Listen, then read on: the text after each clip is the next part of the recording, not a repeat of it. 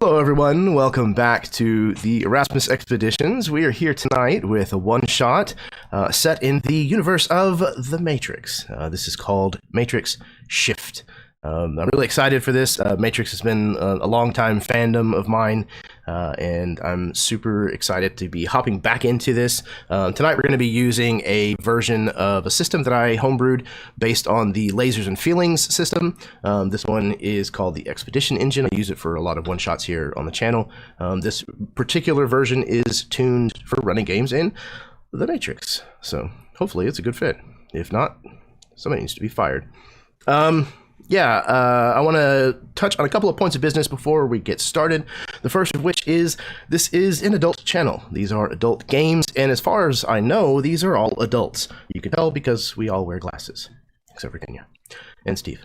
Yeah, well, there's no accounting for taste. No, I'm just kidding. Mature subject matter and mature language are certain to happen because, well, it is my channel. So if that's the kind of thing that bothers you, then you shouldn't be on my channel. If those kinds of things do not bother you, then welcome. You have found yourself in a deprived but very welcoming corner of the internet. Speaking of deprived but welcoming, I'm going to pass things over to my players so that they can introduce themselves, and then we're going to get this game started. Let's start with Jay. Hi, everyone. I'm Jay, also known as Neofet3 on the socials, lurking away here and there and playing and running some games here. But tonight, I'm pulling in the Matrix, since it is a fan favorite of mine since long ago. And tonight I'm playing Wright. He's basically a very interesting, acrobatic, dangerous individual who likes a gung fu. So, Excellent. Welcome, Jay. Apparently, I misheard you or missaw whenever you typed because I have your character's name down as Wright. But we'll go with Wraith, and we'll just pretend like it doesn't say that over there. Again, somebody needs to lose their job. Apparently, they weren't paying attention. It's great to have you back on the channel, as always. So thanks for agreeing to play with us this evening. So thank you so much. Yeah. All right, next up, we have Kenya. Hey everyone, I'm Kenya, also known on all these fancy interwebs as AesirSyn. You can find me randomly appearing here on one-shots and on our monthly Evermore La Masquerade game. Intrigue, murder, death, mystery, it's amazing. And then also over on Mini Terrain Domain every other Tuesday, where Mr. Neofet up there runs a Saltmarsh game for us, which is lots of fun. So tonight I'm playing Ariel. She is also an acrobat, but she's a believer. So she believes that she is destined to play a large role in discovering the one and all that. So yeah, it's going to be lots of fun. I'm excited. Excellent. Happy to have you back as always, Kenya. Yeah, very super bummed that we didn't get to play Evermore this month, but it is what it is, and we'll hit it strong next month. Holidays make it wishy-washy. Yeah, this is the only game that managed to make it all the way to actual broadcast this month for me, which is wild. And I've missed it something fierce. So, as well as you, I've missed you something fierce too, Kenya. I would say I missed the next person something fierce, but this is the first time that they're appearing on the channel and the first time that I've had the opportunity to play with them. So Ian, welcome to the Erasmus Expeditions. Why don't you introduce yourself and say hello to everybody? Super. Yeah, I'm playing Deidre Dawkins. Deidre is formerly worked in a small music store in the Bronx, like a family business, before being ripped out of the Matrix. Now she's known as Code. She's a fearless protector, has done quite a few missions and volunteered to accompany this crew on this crucial mission. Excellent. I'm glad to have you here on the channel, and I hope that you have a great time tonight, man. All right, speaking of a great time, when you need one, you just gotta call Steve. I don't know, that's true. That's what a business card says. I'm gonna go. I read it on a bathroom stall. I don't know. Business card, bathroom stall, tomato. Yeah. So, yeah, my first time on the channel. So, no. Um, I am. So I'm playing Paradox tonight. Believer face, which is the exact opposite of what Colin Buckers was in the real world. Right outside, he's a bit more of that, and now he's reintegrated his personality, much to the surprise of those who knew him. Thus the paradox part. But I'm definitely looking forward to this. Matrix is one of my favorite films of all time. I'm the super nerd. I saw it 14 times in the theater when it came out. That's incredible. I think that's more than I've actually seen the first film, which is saying something because I've seen it quite a bit. But yeah, it's definitely near and dear to my heart. At least the first one. At the very least, the very first one. Yeah, they do kind of. Yeah, some of them kind of fall off after a little while, but there's cool stuff in every single one of them, which is phenomenal, as well as like the animatrix and stuff. So, super awesome fandom, and I'm really excited to be running this game. So, as always, Steve, of course, you're welcome. Thank you. I love having you on the channel, brother. So, welcome back. Last but certainly not least, as a last-minute replacement, and I am very, very endeared to you for that, Nathan. Welcome back. Thanks for having me. It's always great to be on Erasmus Expeditions. I'm Nathan. I'm a being from Dimension 119. That's where you can find me. Pretty much search Dimension 119 on any of the socials and you can find me. We stream Curse of Strahd every Wednesday night on Twitch. And I've got a podcast going. Actually, Christmas Eve was 1 year for the podcast, so that's pretty exciting. That's do incredible. The 1 year special this week, hopefully, when I get time. I'm playing Grease. He thinks he's a hotshot mechanic. He's definitely got the mechanic part somewhat down. It remains to be seen if he's a hotshot like he thinks he is. In my experience, that's how most hotshots go. But yeah, man, super glad to have you back on the channel, Nathan. You were here last month when we did Ghostbusters, as well as Steve. Steve was as well. It was a lot of fun. So, speaking of a lot of fun, I think that's all of the business that we have to take care of. And unless there are any pressing questions, I think we're ready to play. Sweet. All right. Hang tight, everyone.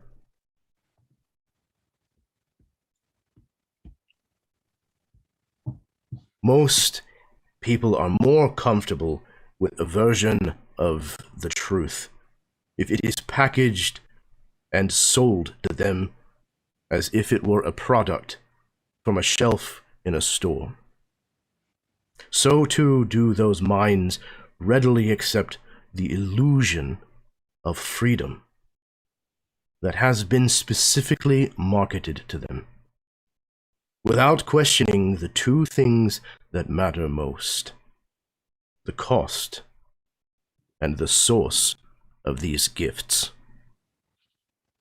In failing to do so, they surrender the very things that they believe they are receiving. Other minds are ready to confront the facts, however difficult it may be to accept.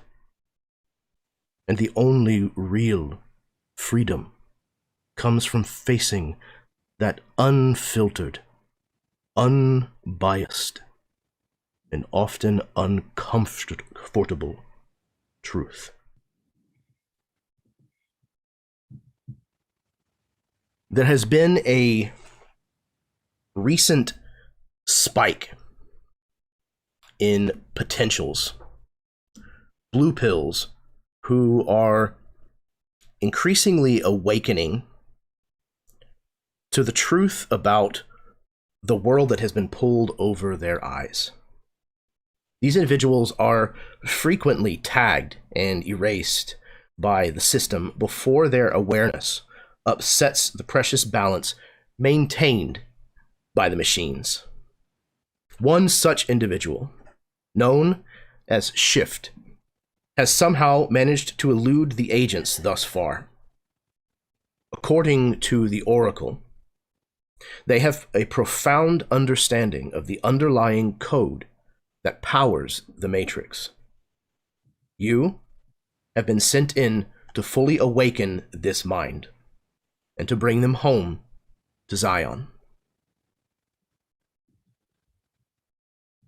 The rhythmic clacking of the subway hammers its measured beats out as we see 5 individuals who stand out among the rain-soaked crowd collected in the train cars. Somewhere along its length, hiding among that same crowd, is the person known as Shift. But who are these 5 curious individuals that now search the faces of these people? Please introduce us to your characters.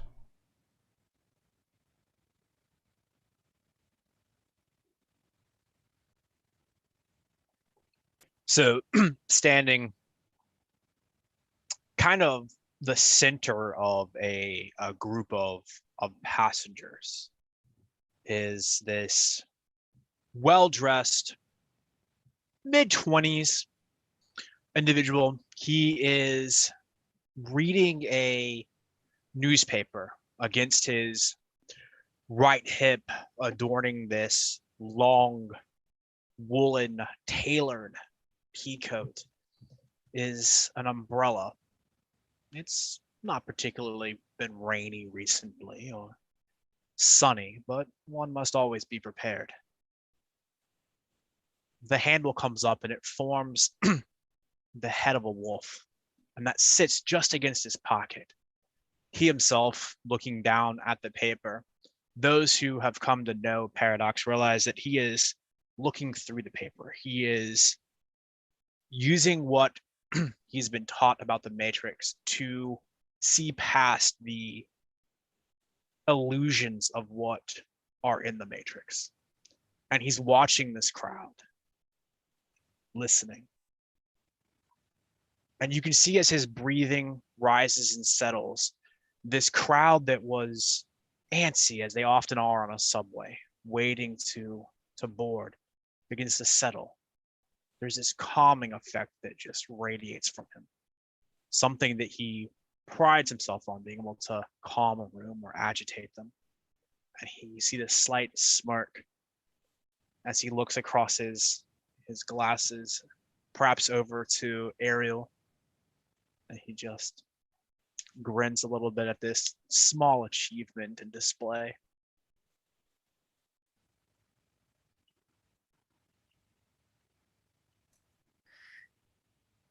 Ariel kind of looks back and gives a wink, and she's very petite. She's maybe 5'2", 5'1", somewhere in there. Slender, short, spiky black hair. She's not in a nice peacoat though. She's got this very interesting kind of vinyl look going on where she's got a full pant leg down one side, and then the other side comes up to like a thigh high that's then connected by a couple of metallic O-rings up into a pair of shorts, but it has almost like a garter kind of connection. And she's got on this like short black leather coat, probably just about to midriff. It doesn't go full length or anything like that. And she's over at one of the bars that people typically hang on to as they're standing in the subway, looking very bored. Now, the rest of the crew knows she's not bored. She's just doing her thing. But she looks bored to anyone that's looking at her, and she's watching and searching these faces. And occasionally she'll maybe reach out and do some sort of little tidbit of some sort of gravity defying trick or something on one of like on the pole, or if maybe for a second she goes and puts a foot up on the railing on the side of the seat and manages to balance her entire body with the rhythm of the subway as she's standing there. And the whole time she's just watching faces, watching movements, looking to see if she can see who's looking at her.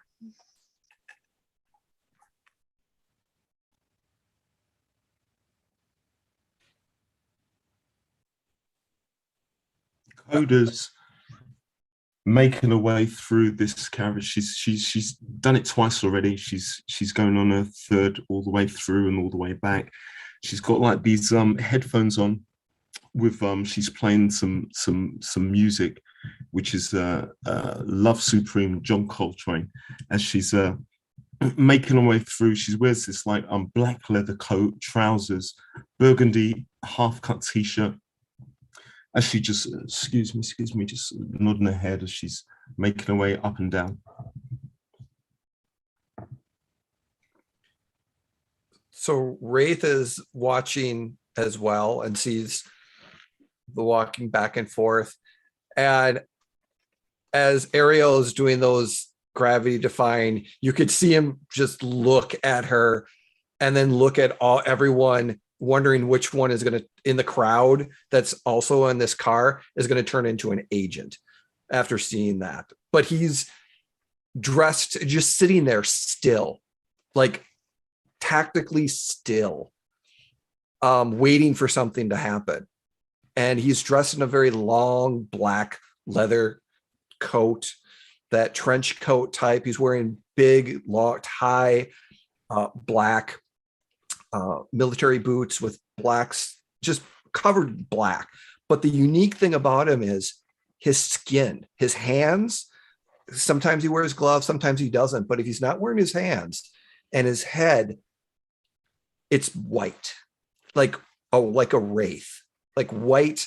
He's got his sunglasses on, short hair, and he looks, if someone looked at him, almost like a 20s anime character at like just real quick. But then you see him like, okay, wait a minute. He's actually a little bit, not just a pale, but he's just very focused. And you can see some bulges in his, as he's kind of uncomfortable sitting here on his back with various of weapons that are being concealed and not moving. And occasionally, just like I said, just as Ariel's watching around, he's watching and then gives Ariel that look of like, I'm the dangerous one. Why are you doing and making us noticed? Grease is sitting on one of the benches, probably facing Ariel, watching her do all these acrobatics. And his foot's like not tapping the ground, but it's moving up and down, his legs bouncing. And his eyes are kind of flicking back and forth. And most of you probably know he's having issues with the way parts of this subway are running. Not that it's running rough or anything, but he's in his mind, he's going, I can make those tires have less friction. I could do this, I could do that. I could make this more efficient. These lights could be running better. You could put another light here. He's running through this stuff in his head, this mechanics things, how he thinks he could improve this subway system. Whether that's true or not, who knows? And he's keeps glancing over at Ariel as well while she's doing all this and shaking his head. And you can tell he's kind of almost getting more and more stressed out. And he looks down at his hand and he kind of sighs. And the operator knows what he's going for. And a toothpick shows up in his hand and he places it in his mouth. He's always got one in his mouth, almost always. The problem is it's normally, and Ariel probably knows this very well, it's normally a cigarette.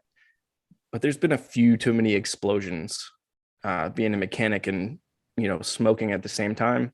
So the crew doesn't let him have the cigarettes anymore.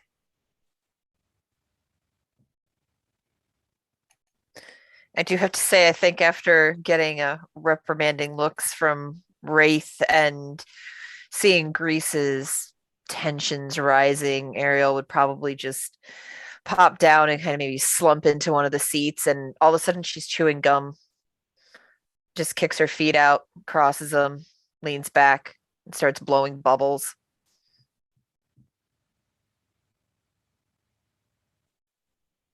The inside of this subway, we've all seen at least pictures of such a place that's dingy. The ads are outdated and peeling off the walls. Some of the lights are flickering, some of them aren't on at all. and it's just shoulder to shoulder people in the cars of this subway.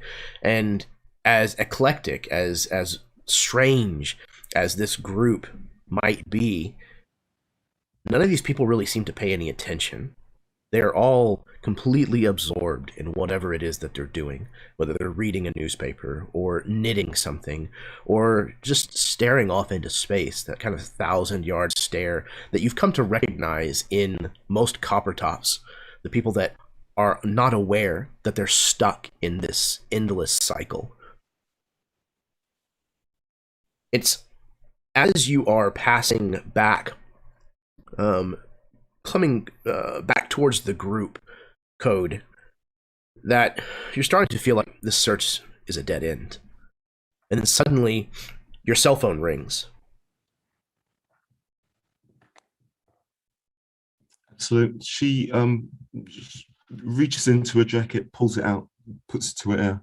Yep. One of those super like slides apart, those slick 90s Nokia razors. On the other end is Cable, the operator from your ship, and he says, "Why have you not grabbed the target? You've walked past it twice."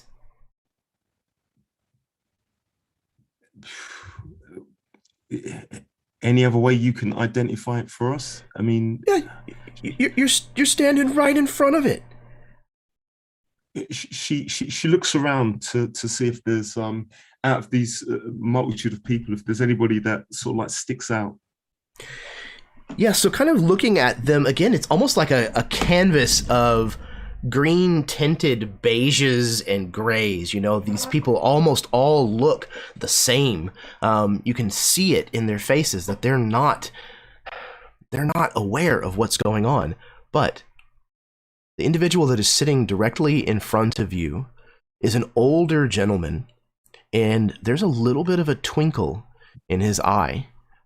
And he was looking at Ariel just a moment ago, paying attention to what she was doing. And now that you've kind of stopped and have this phone out, this old man's eyes flicker up to you once before darting back down to his newspaper. Absolutely. As soon as he does that, she puts her headphones go down as she just closes her phone, puts it away. And as she puts her phone away, she takes out this almost like a palm-sized small book, and she goes to open it as it falls in front onto kind of his lap, and she sort of like jerks forward and says, "Oh, I'm so sorry," she says. Taking the book, she places it up. She says, have you ever read this one?" She says, and the title is Plato's Republic by there's like a famous or infamous hacker called AesirSyn Wonderland. The old man's eyes go to the book, kind of reaching down with, gnarled, twisted fingers and swollen, aged joints, picks the book up and kind of turns it over once. "No, I can't say that I have, but here you go." And he kind of like extends it back towards you. She takes it from him and she says, it's insightful," she says. And she sort of like kneels down, crouches down, so she's like eye level with him, and just leans forward and says, "I can give you a quick summary if you wish." Actually, I need to be going. Excuse me. And he kind of very quickly gets up and starts to move the opposite direction away from your group. Absolutely. As soon as he does that, she looks down the carriageway to Paradox, Ariel, and Wright, and like does her hand like this, and then she moves, just follows behind where this guy's going. The other four of you, I was just going to say, the other four of you, just a small length down the car, saw most of this interaction, if not possibly heard the interaction as well, and you now see this hand motion that Code has thrown up. Wraith immediately gets up and starts walking with a purpose.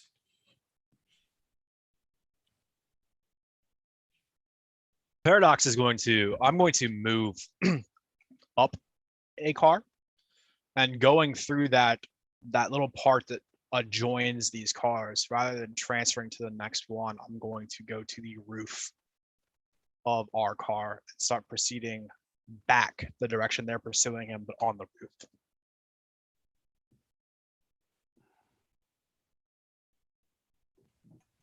Ariel's going to she's going to let the others move a little bit before she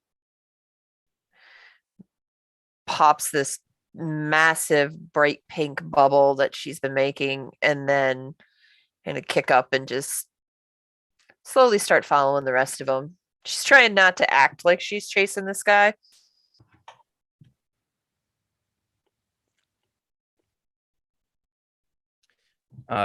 Grease will rub his hands on his knees as if he's rubbing grease off, and kind of wait for everyone to kind of pass, stand up nonchalantly as well, mutter to himself, "That's always something." And he'll head down. And are they going to another car, or as they're walking down, or? Yeah, he's kind of making his way through the crowd. Definitely looking like he's going to move cars. I think Grease would probably stop at, he'd keep a car links between them, kind of stop at the doorway of the next car and watch as they pass, farther down. Just kind of keeping that distance for now. Yeah, and as does that mean that you went past me? Or No, not? I'm gonna let you all get at least a car down and stay a car behind you as much as I can. Absolutely. What she will do, what Code does, is when she the old man goes through from one carriage to the next, she's going to stop at the carriage that we were in, and if any of you were walking up, she's going to say, for instance, Ariel or whoever would be like, I don't want to spook him, so she stays on that inside, so that he doesn't seem like I'm following him all the way through. Ariel would kind of like hum to herself out and go, "Think you already have."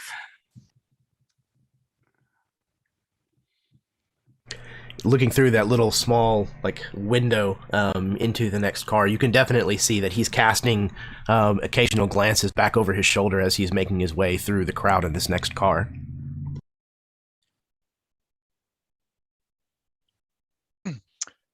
Jeremy, do you need some kind of roll for me to make it along the top of this speeding subway car? Sure, why not? Let's I don't see. know. There's good reasons. I could fail. Sure. We could, I guess, play a game, maybe. Of dice and shit. Who knows? Rules, maybe. Okay, so it sounds like maybe Grace. Yeah, I was thinking Grace. I okay. don't think this is a normal maneuver for me. Fair. Yep. I don't think this is necessarily in the purview of the one that usually kind of does the talking. Right. So I definitely don't think an expert die. Maybe even just the one die, dude. That's kind of what I was thinking too. Okay. And what is your number in Grace and Force? So my Grace is a 2. Okay. So that's really good. So you want to roll over a 2. I rolled a 5, so excellent. That is one success, which means you manage it, but with a cost, harm, or complication. Okay. I think when you climb up on top, you do so just as this subway is coming out of the tunnel, surfacing, maybe even running on elevated track or something like that for part of its run. And just as you do so, you go past a parking garage, and on the roof is a police cruiser, and you see the cop's eyes lock on yours and follow as you pass. So knowing that this complication has arisen and that we'll have to deal with it, why not add a little flair to it? So as I go to drop down to the car, I just sort of give them a little tip of the hat there as I drop down, so that I would be the car. So the guy is leaving, he's going through this car. I want to be on the other end of where he would be arriving to if he were to continue through, if that makes sense. I see. Okay. So we'd be pinching him, more or less. Sure. Yeah, so you can certainly move faster along the top of the subway car than he is able to move through it, because of just the density of the people. Again, with the complication, you still do succeed, and you manage to get ahead of him, and can kind of drop down on the front side of the car that he's kind of going through now. And as of right now, it doesn't look like he's seen you. He's certainly casting a lot of attention back behind him. I imagine as I drop down and I open a door that I open it to this small child who's just sort of like taken aback by someone climbing off the roof. And I just look at her and I wipe this little bit of cookie off of her face and I go, "It's a nice day out there," and just proceed past her. Is anyone actually tailing him from the inside, like closely, or are we all giving him distance? So it sounds like you have people. Oh, sorry. Go ahead, Ian. No, absolutely, go for it. I was just going to say, it sounds like you have people on either end of the car that he's in, currently, with most everybody either being at the back side or kind of trailing. But it doesn't sound like anybody's actually in the car with the old man. Yeah, Wraith is moved up to code, and as she said, we're not going to spook him, and we're all sitting there just kind of looking, and it just looks past to see what's going to happen, and just waiting for that something to happen. And he's just like, it kind of gives this nod of like, okay, but when things hit the fan, just kind of like, and taking a cue from code when to go in. Absolutely. She says, fuck, knowing that just how important the counselors said that shift is to us. She just opens the door and just, excuse me, starts making her way towards this guy. Wraith follows right behind her. Think on the say did it, because I didn't want to. Just looking over at Ariel.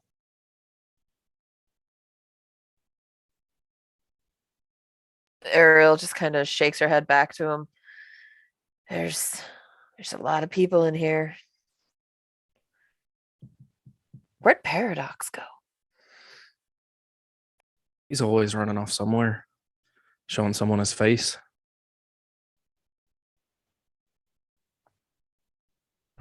Just at that time, the subway slows. The animatronic voice announces over the loudspeaker that you're arriving at the next station. The train slows all the way to a stop. The doors open and several people file off, others file on. Keeping an eye on the old man, he stands, waiting. And then at the last moment before the doors close, he moves with surprising speed through the doors and exits the train onto the platform. Wraith will follow on his side. Yeah, all right. If it's possible. Sorry, go ahead, Ian. Only if it's possible, exactly the same, just like shift through, whether it's the same door that you went, or whether it's a door further along the carriage, just like out onto the platform. Absolutely. Okay, so what I'm going to need from everybody is going to be a roll. It's going to be speed. So this is going to be whatever your speed versus control is. We're going to be aiming to get above that number. And I think for this situation, let's do one die. Let's see, acrobat. Both of the acrobats can have a second die in this situation. Can I make a case for seeing, as a mechanic, seeing when these doors are going to open and how long they're going to be open, and hopefully seeing what's coming kind of instinctually to slip out one of the doors a little quicker? Okay, yeah, why not? Yeah, I think that works. You're just kind of paying attention to more about the timing, of these mechanical devices, which certainly falls under Grease's purview. So I would say you could have a second die. Could I make an argument for a second die based on the fact that I'm not going to have to go through an opening closing door? I'm just going to step back out the adjoining door and depart the train through the gap in the cars, not an opening and closing door. Like, I don't have to worry about the timing of that. Even if it starts to move, I can just. Yeah, 100%, absolutely. And again, that's very much the way that the expedition engine is intended to run. It's very much a conversation and negotiation between me as the game master and you guys as the players. So if you feel like there is a reasonable argument, then please absolutely do present your case.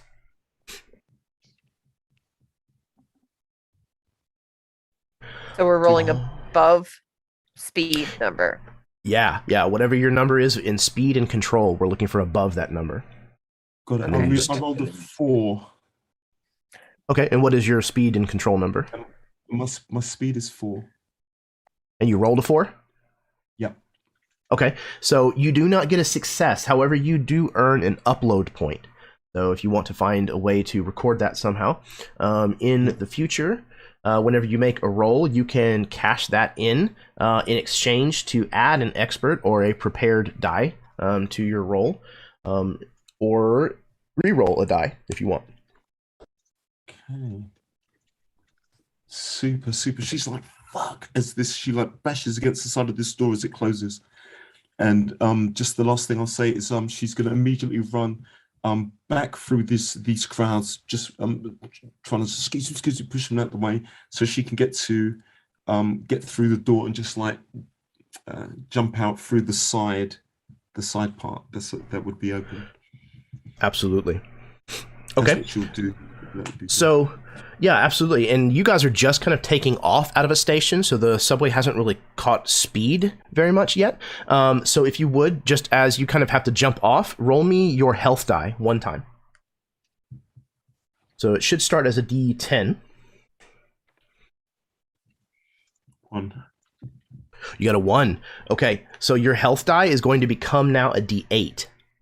So like as you leap off, you maybe twist an ankle or something like that. It's a little bit of a rougher landing than you had planned for, and it's taken its toll just a little bit on you. Absolutely. She jumps down and just like onto the floor, smashing up her knee against the ground. Yeah, absolutely. All right, and next. So Paradise I got 2 successes. So slipping back past this small child and again just sort of smiling, winking at her, I'm going to step through the door and then give her a little bit of a wave and then just step off this starting to accelerate train. Right, so you get that effect of I step off and then the movement of the train all of a sudden obscures me from her vision.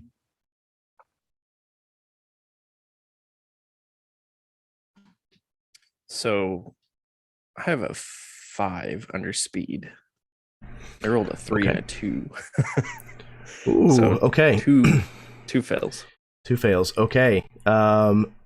So yeah, you again, the doors kind of slam shut, and you're trying to make your way to it, but one of the people coming on the subway kind of gets in your way, and this large guy in this kind of stocking cap, and you do the thing where like you step to the left, but he also steps that direction, and then you step the other direction, he also steps that way, and he kind of like frustratingly like puts his arms out like, what are you gonna do? And you have to kind of make your way around him, and by the time you get to the doors, they've closed. I'm going to spit my toothpick out of my mouth at him and try to get to this door and see if I can find something that I can just kind of, I don't know, if I got to jimmy it open, if I got to pop it open, just a way that I can hopefully get it back open and get out onto this platform. I do not want to go to the next stop if I don't have to. Sure. Okay. So this sounds like a knowledge roll, perhaps. Does that work for you? I can try. That's fair. Okay. So this is mechanical. We've established that, so that definitely qualifies you for the expert die. You're not prepared though. This is definitely something you're having to do kind of in the split second. So I think this is going to be 2 dice. All right. Oh, that one's sideways. Okay, I rolled a 5 and I have a 5, so I guess that's still 2 failures, but yes, it is. Go ahead and record your point. However, you're looking for something, and there's usually like some kind of emergency release for these, that paramedics and firemen and police and stuff like that can use. And you kind of go to do that, and somebody has just like jammed, wadded up like chewing gum all inside like that release handle, and there's just no activating at all. You're gonna have to go further down or further up the car. Said I could have fixed this thing, and I'll just kind of move on, and I mean, if I have to go to the next one, I'll go to the next one, but I'll keep trying until I can find a way out, or sure, force my way through a door or something. Okay, so you kind of head back down the subway, kind of back towards the direction that it's headed away from. Who's next? We've got Code and Paradox off. So sorry, go ahead, Ariel. Oh, go ahead. Nope, go ahead. I got a 2 and a 5, and my speed is a 2, I think. Yeah, 2, if I got my stat right. Okay. I might have did my stats wrong. So I got a 2 and a 5. So the intention is to be really fast as opposed to not very controlled? Yes. Then yes, you did it correctly. Okay. Because the 2 is closest to the left, which is speed. So you get 1 success, which means that you'll pull it off with a complication. And then you also scored a upload point. So make sure you record that. I will. Okay, so you managed to exit the door quickly, and as you do so, you kind of make a noise or an exclamation or a curse or something as you're barely kind of squeezing out of the door in time. And just as you do so, you look in the direction of this old man, and you realize that he's looked up and seen that at least you has made it off of this train.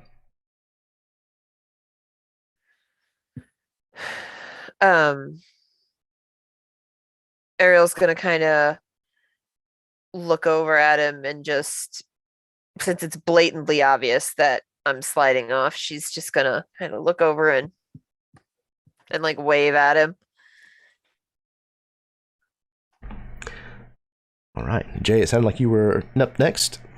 Yes. So speed, thinking I did it right now, speed is 2, and I rolled 2 2s.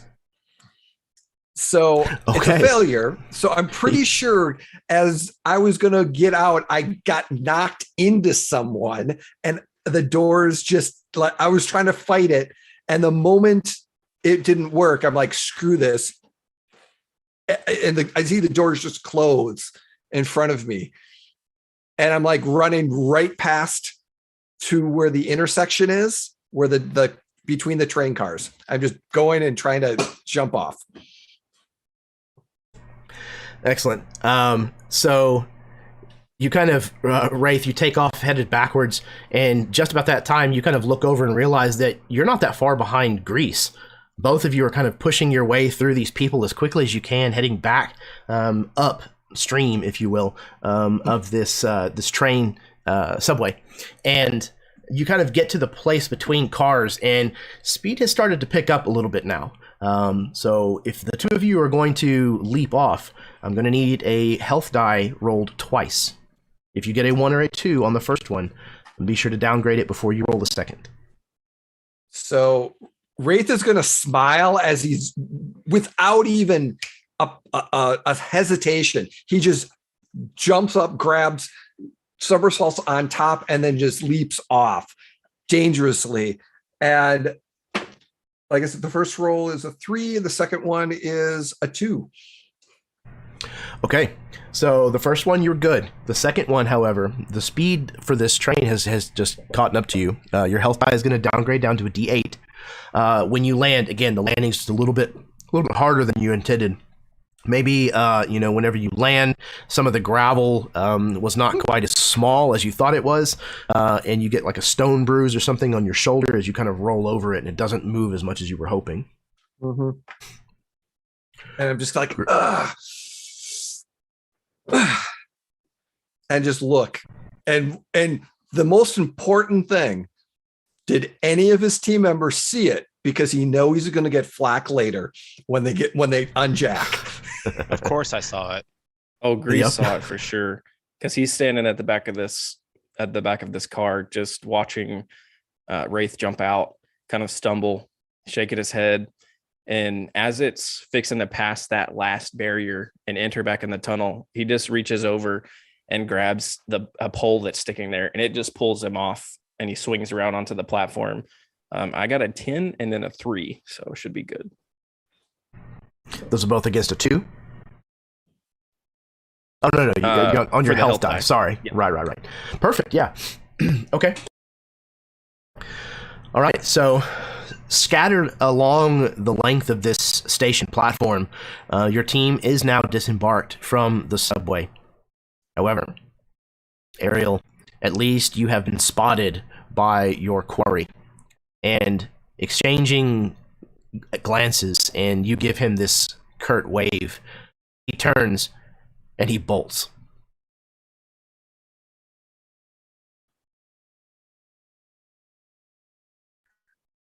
I mean, Ariel's just going to kind of look around. Do I see any of the other crew anywhere? Did I see them get off? Did I see my team? So, Grease and Wraith are pretty far from you currently. Just in the grand scheme of things. And I think Paradox and Code are both probably within eyesight, especially as the crowd is kind of starting to thin out as people are leaving the station. She's gonna kind of give this really sharp whistle that she does. But it's just a single blast. It's not too attention drawing or anything, but it's just kind of almost just so they hear this like chirp. And then she's just going to take off after him. Absolutely. With that whistle, she just like, as she's like rubbing her knee, just a touch, she like slaps a Paradox on the side as she just starts sprinting, just dodging through these the crowd that are on the platform.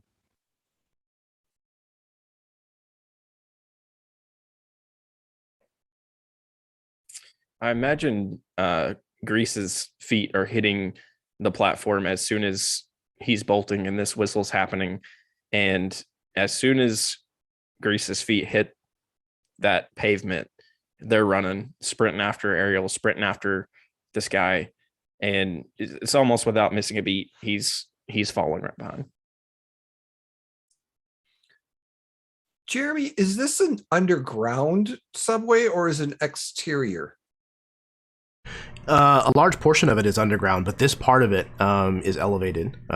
So it's, staircases that kind of lead up to it. And it's definitely out in the open air. How easy and how long would the roof system be? So like the nearest roof system to you? Yeah. And the kind of the directions they're running, if jumping on the roof, is it just like one station, then it's like a large gap of nothing before the next building? Or is it kind of close by connected? I mean, it's cinematic in distance, it's it's as close as it needs to be and far enough apart to be potentially dangerous. Good point. Wraith is going to find the right moment to acrobatically and parkour up on top of a roof and start chasing them on the roof side while everyone's down below. Just about the time that Wraith and Grease are kind of nearing the exit that you and the rest, or the old man and the rest of your team have kind of gone through, behind you, coming up the stairs, the other staircase, to the other side of the platform, you can hear the squawk of radios, and you see several uniformed police officers that are rushing the platform. With this being, you said it's an elevated platform, stairs going down. Those stairs exit, I'm assuming, to street level. Yes, 100%. So having sort of stood back and watched the rest of the team sort of tear off running, and now hearing the squawk of the police radio, knowing that, well, I'm the reason. I'd like to walk over to the edge and look over that horribly painted green rail to the ground. I'm assuming it's probably close to 30 feet. Sure, that sounds good. And I'm going to sigh. I'm going to take my pea coat off, shove it in the bin right there on the platform. So now I'm just wearing this nice button-down shirt with this tie that's got that huge knot tied into it, but the tie itself is tucked back into his shirt. And I'm going to hoist myself up to the rail, look for an audience, not seeing one, step backwards, and I'm going to grab the drainage pipe and slide myself down the length of this 30-foot building to the ground, hoping that gravity is faster than a man running down the stairs. Okay, yeah, you do so. When you turn around and look for an audience, the only audience you find are the several police officers that are cresting the top of the platform, who all kind of look at you. They see you leap up on the top, and they're like, no, no, no! And they kind of like halfway run towards you and then see you disappear over the side of this railing. We see the shot of you kind of, spiraling down it, and then shortly after we see like their faces and flashlights, like kind of like from underneath, come pointed over the railing to look down after you. Okay, so that's quite a move. Let's see. Definitely sounds like Grace or perhaps Flair even. I think in this case it's probably more Flair. Excellent. This is really showy. Sure. That makes good sense. Okay, so that's one die for Flair. You're the face, so I definitely think you qualify for a second. I don't know that this is the first time that Paradox has pulled something like this. I think something like this is pretty standard for him. That very dramatic, like, disappear moment. I think that's probably, and it's probably been since he's met Ariel and Wraith, and they've trained together, that he's picked up on some of this acrobatic stuff. And he's still not great at it, but that very sort of juggler grace, that stage magician grace is what he can do. He's not gonna leap from rooftop to rooftop. That's nonsensical. He might hurt his pretty face. But this is just being showy. So, yeah, I think this is something. Excellent. Okay, yeah. So I think 3 dice against Flair. So you're looking for under your subtlety Flair score. Right. So I have a Flair of 5, and I rolled 2 4s and a 5. So it'd be 2 successes and an upload. Yep, an upload point. Absolutely. Excellent. Okay, so yeah, you pull this off gracefully, beautifully. The cops don't catch it, but it wasn't for them anyways. And you land and are gone before we see their faces and flashlights come up and over the rail to kind of look down to see where you went. The rest of you, as Paradox, Wraith, and Grease are kind of somewhat several steps behind Ariel and Code. You all realize very quickly, though, this man moves with an uncanny agility and speed for his age. Like, it's strange, without a doubt. Certainly not something that you expected from him. Before long, The chase through the rainy streets leads you to a very narrow alleyway. The kind that, again, we've seen, 100,000 times in movies. The puddles are collected in the low spots of the stones that form the street. It's lined with dumpsters and refuse. There's maybe even a pair of legs between, one of the dumpsters that kind of withdraw as you approach.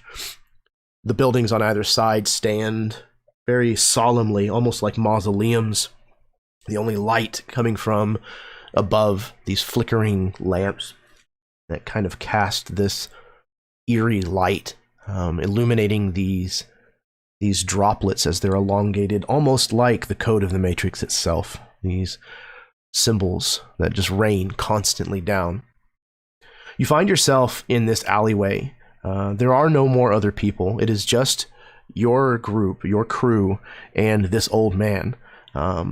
But again, he moves with surprising speed and agility down this alleyway. If it seems that we can't catch him, well, I'm not sure how that is at the moment, now that it's a clearer thing, but Code shouts out, "Shift, we can help you. We need to talk." And she, as she says that, she's going to run up the side of the wall. So she's running straight in this direction here. And she just continues that run, tries to, along the side of the wall.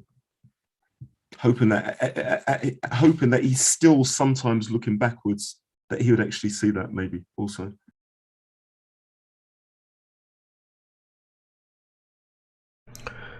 Excellent. Before Shift responds, are the other four of you doing or saying anything? Wraith would just be on the top, running as much as far and trying to get ahead as best he can, knowing that it's probably going to be, if this target stops, he's going to keep running so that eventually he'll jump down, but he's going to basically take that perch spot and look for whatever's about to come, because he's expectations, because he's looking for trouble. He wants trouble to happen. He's waiting for it, because this group always brings the joy of trouble.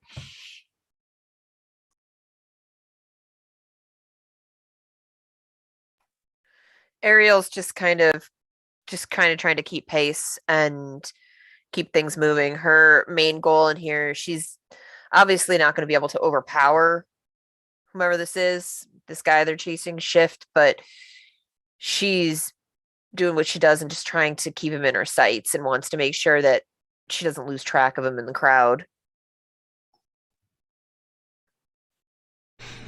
It's definitely not hard to keep eyes. I was just going to say, it's definitely not hard to keep eyes on him because there's no people here. Sorry, go ahead, Steve. I was just saying, I think we would see Paradox's mouth to open to say something, and then Code yells that out, and not the words I would have chosen, but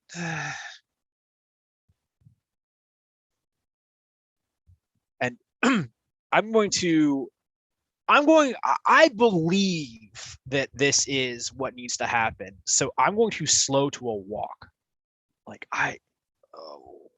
We can't keep chasing him, right? We can't keep hounding him, as it were. So I believe Code's words will work. And so I slow to a walk and continue moving that direction. Are there any side passageways to this alley that maybe lead to an adjacent alley or anything? Yeah, I think so. It's probably occasionally crisscrossed with other alleys that might go out to one of the main streets that kind of runs parallel to this alleyway. I think Grease is going to peel off in one of these sides and try to get kind of similar to Wraith, but on ground level, try to get around in front, kind of maybe cut off his advancement if he comes farther. And he's kind of, as he's doing it, he's kind of reaching like inside his trench coat, and he's got what was a mechanic's suit on, like a jumpsuit, but it's kind of rolled up to where it's just pants at this point, and he's reaching in one of those pants pockets and fiddling with something as if he's trying to fish something out of it. Okay. So as Grease and Wraith both kind of move to kind of get ahead, a similar tactic that we saw the team employ earlier when Paradox did the same for the subway car. We see the old man running through the alleyway, and Code calls out kind of from this kind of sideways run upon the wall. And as the old man casts his eyes back, he sees Code running up the wall, and you all notice his eyes widen. Not as much as you might be accustomed to for blue pills who see this kind of display, but they do widen. And he slows for just a moment, and then turns as if he's going to continue running, and then sees Wraith moving along the top of the roof nearby, looking up, realizing that very quickly he's going to be surrounded. He throws his hands up as if to surrender and turns back in the direction of Code. And he says, I already told the other fellas I don't know anything. I don't know why you people keep chasing me and bothering me like this. She flips down and stands crouching with her hands up. We just want to talk. We can help you. And she looks back towards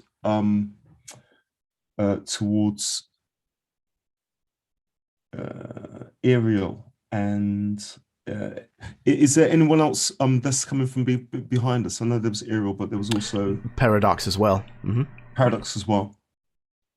So she almost like for them to take the lead with this. So she says, just with her hands up, she says, we just want to help. This man kind of looks from Code to Ariel and Paradox with a little bit of confusion on his face. He keeps his hands kind of up, similarly to Code herself. And he says, I don't need any help.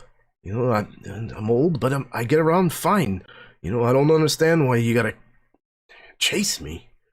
What do you want? Ariel, you're a believer too, right? Like that's your.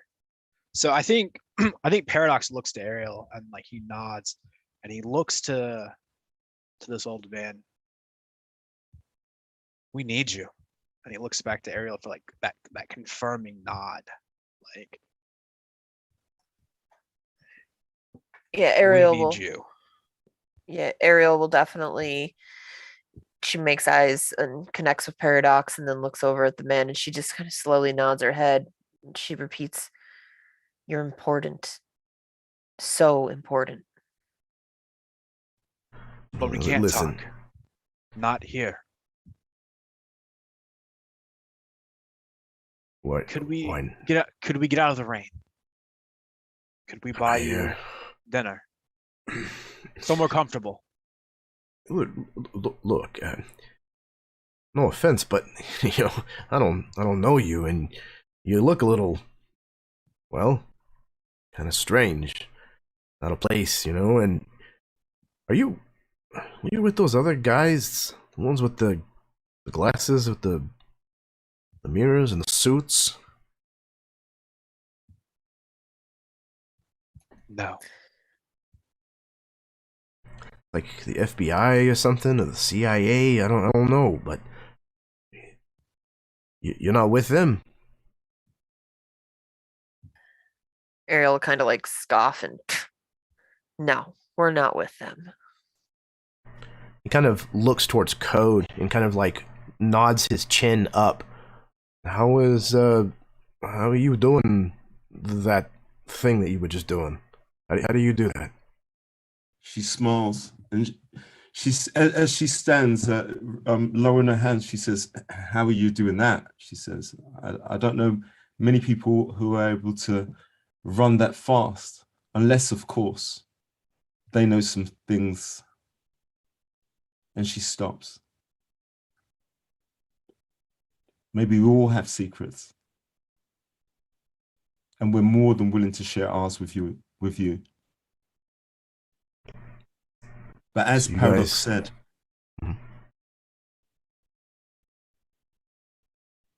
sorry. No, please continue. But as Paradox says, perhaps here isn't the place. And she walks past Paradox and Ariel to the end of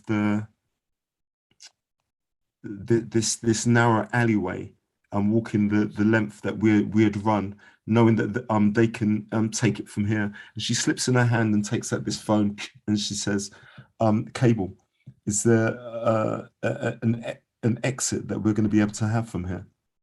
That's close by." I'm working on it now. And she just closes it, and she goes to the end of the alleyway, and she's just like looking down to the right, to the left, trying to be as less conspicuous as possible. Puts the headphones on, clicks it so that there's like so you have like ambient sound, so she can still hear what's actually happening outside.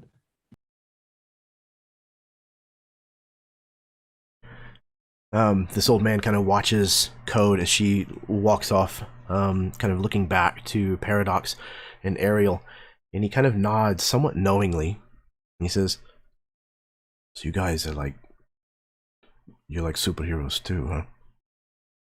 And as he says this, right before your eyes, he changes.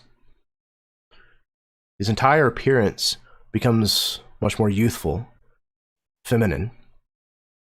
And before you is a young woman standing with light-colored hair, grommets in the lobes of her ears. She kind of looks at you. She says, "You're right. We shouldn't talk here, though. We gotta move. Come on, this way."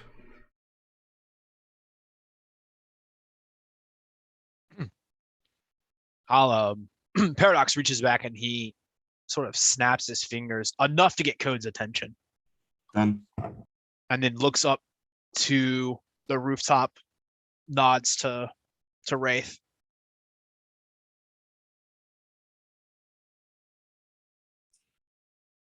I imagine Grease comes like sliding around the corner at the end of the alley at this point, just seeing everything completely calm, kind of expecting, to be run into about this time, but seeing everybody about the distance he was before, just standing talking.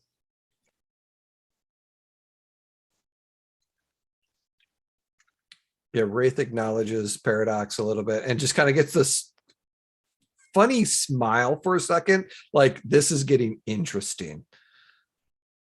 And you could not very often you get an emotional like happiness, because the more Wraith is all about the danger, and he really, really likes the danger, and he's looking for things to happen, and he's bored when things are not happening. He doesn't cause them, but he waits for them.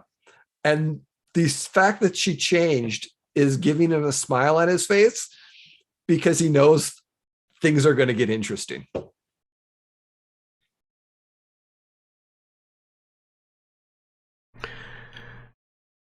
Shift leads you a little further down the alley until you reach a rusty door that she reaches up and undoes several locks on with a ring of keys from her pocket. The clothes, now very ill-fitting, those of the old man that she had taken the form of just moments before. And as the door unlocks, she leads you into the space beyond, and you can see that it is a kind of a dilapidated storage room. On the other side, there's an open door that looks out into what looks like it was a storefront at some point. The shelves are long since bare. There's newspaper that's kind of been taped or glued up into the windows on the front of it. The green light from the street outside is kind of pouring through in like a filtered fashion. It doesn't look like anything has been active in here in a long time. With a moment after all of you have kind of come in, she closes the door and starts to throw the deadbolts on the rusted door behind you. And then she moves over to a broken shelf and she picks up an old television, one of these old cathode tube televisions, and picks it up and sets it on the shelf. And as she does so, she turns it on, kind of fiddles with the channels for just a moment, and all of you see what looks like a stairwell on the television. This security feed of this concrete stairway. She lets it run for several cycles. You don't see anything or anyone in the stairway. She stares at it for just a moment longer before she says, "Okay, I think it's safe." Here. She reaches down behind kind of a nearby bookshelf, and she hands one of you, a volunteer if you would. Anybody? Can you? I saw your hand go up. Ariel, she hands you a book. The book, you notice, is Through the Looking Glass by Lewis Carroll. She hands this to you, and she points to a space on a nearby wall where some of the trash isn't quite as deep, isn't quite as dense. She says, put it up against that wall right there. No, right there, right there. Ariel kind of, boom, right up. No hesitation. You kind of place the book up. And she kind of moves over in front of it, and she places her hands on her temples, very much kind of the way it is here in her portrait. She kind of rubs in small circles for just a moment, and you all hear that static noise that you hear when you're coming in and out of the Matrix, when you're interacting directly with the code. You hear that kind of noise, and as that happens, the book begins to kind of ripple with green lines of code and expand. And it grows in size and shape until it is a standing mirror against the wall.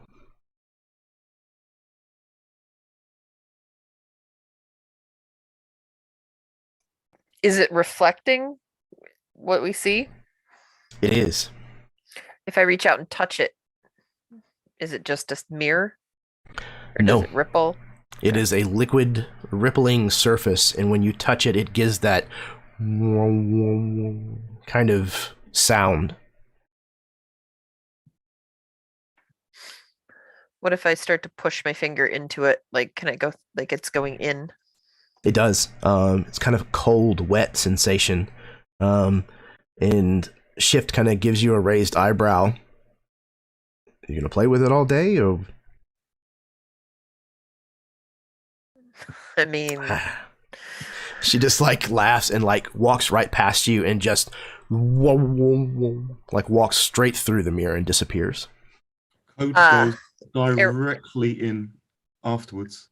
I was gonna say Ariel's she's gonna turn around and she's just gonna smile and she's gonna look over at Wraith. She's gonna give him a wink, and she's gonna do like a cool like backwards like summer like kind of kick over type like acrobatic trick into it, just to taunt him a little.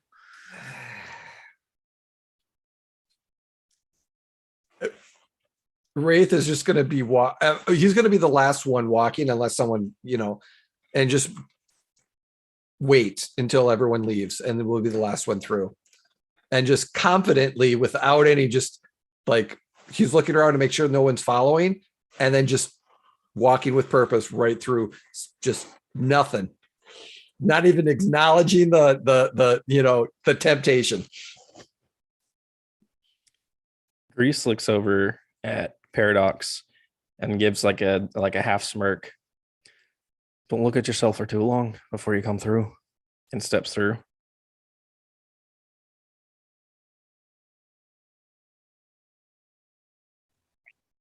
I think Paradox just walks past you, and you see him stop and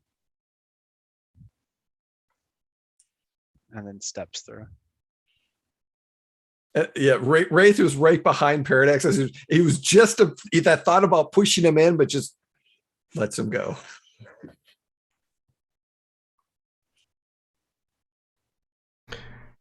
And as the last one of you steps through this mirror, and we see the surface kind of go from this rippling, watery texture to kind of growing still as it just kind of... And at the moment that it goes still, we hear the voices of police officers run past the newspapered windows of the front of this store. We see their flashlight beams, and we hear their shoed feet hitting the pavement. That is where we're going to go ahead and take our break. So we're going to take a 5 to 10 minute bio break. Go to the bathroom, refill your drinks, kiss your spouse, smoke them if you got them, etc., etc. Let me let me change into something a little more comfortable, but revealing, far less attractive. Hello, everyone. This has been a blast so far. Sit tight. We will be right back, and we'll get to the second half of Matrix Shift.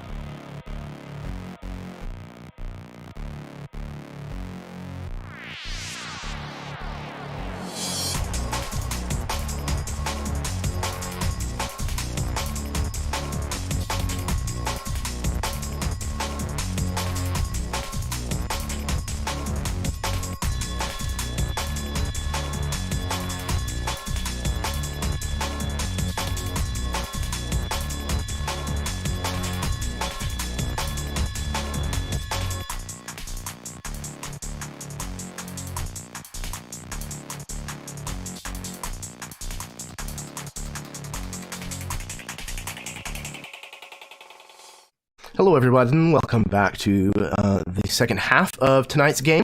This is the Erasmus Expeditions. You are watching Matrix Shift. This is brought to you by the Expedition Engine. This is a system that we're using tonight. It's a homebrew system that I built off of Lasers and Feelings, and this is the Matrix version of that game. We were just discussing a little bit of the mechanics and rules kind of behind the scenes to kind of clear up some questions that had arisen. And again, even during the course of the game, if you guys have a question, please feel free to toss it at me. I do not mind putting a pause on things to address misunderstandings. Not a problem at all. And again, it happens every time I play this game. Every time I run this system, there's always those questions, and I don't mind answering it at all. So, let's see. Oh, this has been a blast so far. I'm loving the way that this has gone, and I cannot wait to get to the second half. So I think we're just going to go ahead and do it. So you have tracked down this individual known as Shift. When you first met this person, they were in the guise of an elder gentleman.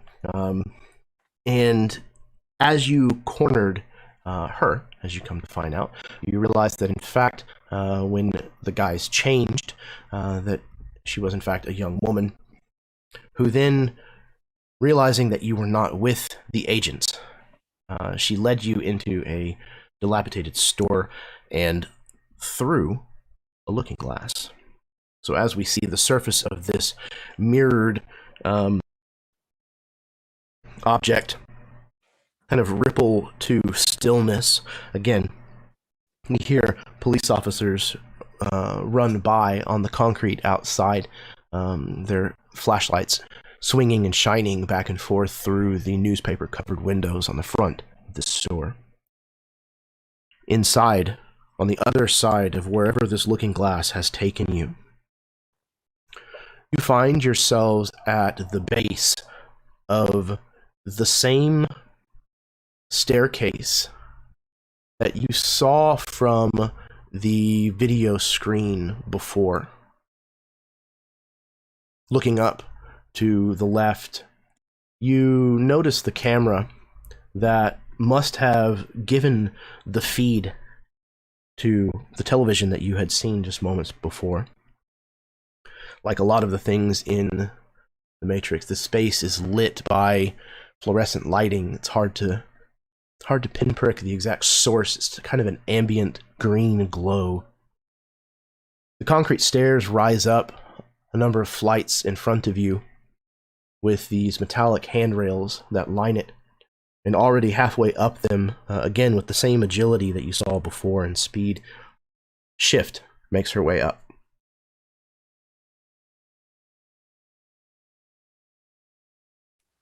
Ariel's right behind her. So you want to explain to us where we're going? Yeah. It's a place I think that we should be safe. And they've never been able to find me here. I hope that's the case. She kind of like looks at all of you like maybe she's bitten off more than she can chew.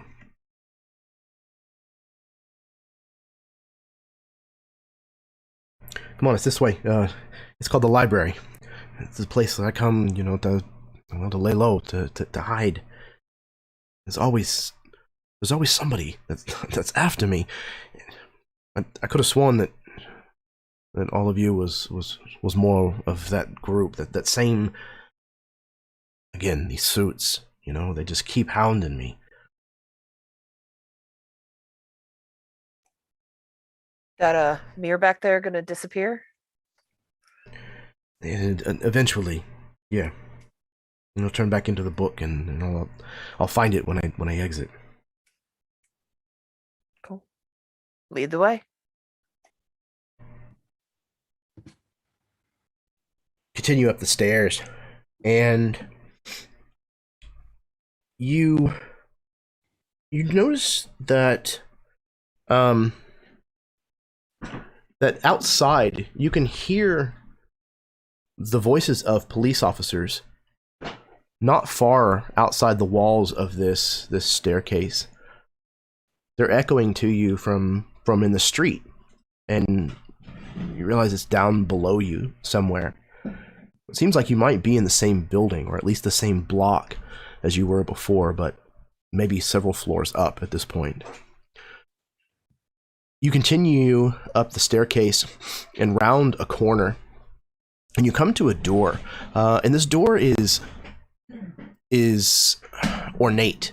It doesn't match the extremely modern looking aesthetics of the stairwell outside. You know, the clean lines and the concrete edges are not the same as this door frame. This door frame looks like it is hand carved out of wood, and it doesn't show the same age as the dilapidated store that you were in just a few moments ago.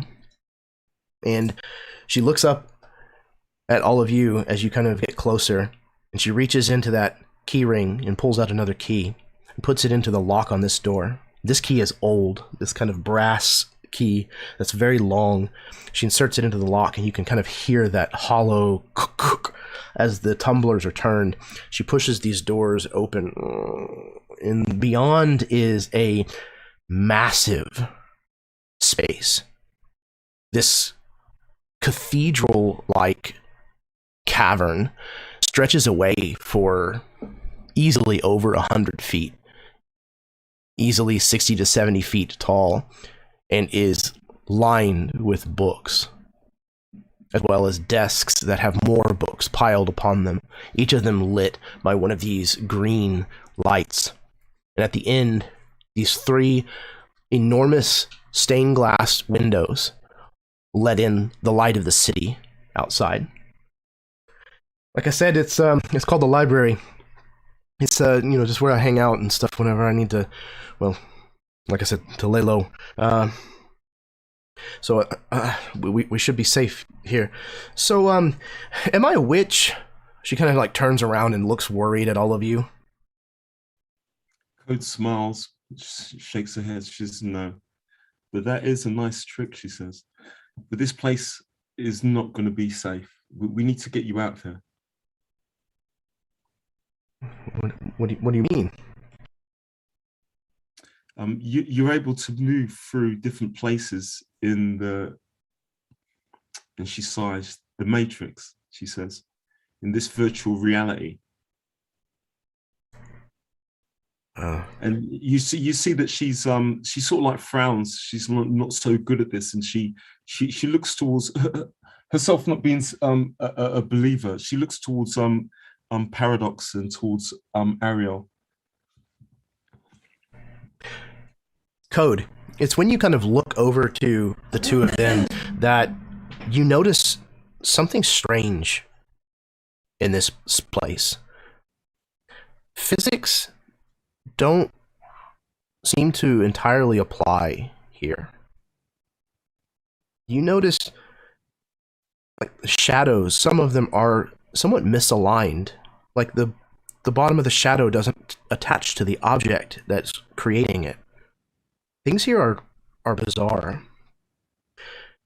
And what I would like is, as we're kind of having this conversation, each of you, if you would, describe something that you see or experience within this library that fits that description, that drives that point home, that things are not exactly right in this place. As Wraith is looking up towards the high ends of the bookshelves, since it's such a high room, and was looking at the mirror, the glass, he kind of looks over, and the in between the tall ladders and within the bookshelves themselves, there's a lamp that is attached periodically throughout that aren't lit at this moment because all the lights kind of coming in, but it's for aesthetics. But the thing about those lamps is they're not attached to the bookcase. They're supposed to be, but they're just floating like just a millimeter away from the beautiful attachment that's there. And occasionally they'll just do that shimmer of like movement and then stop. But they're always just looking like it's just kind of floating in midair.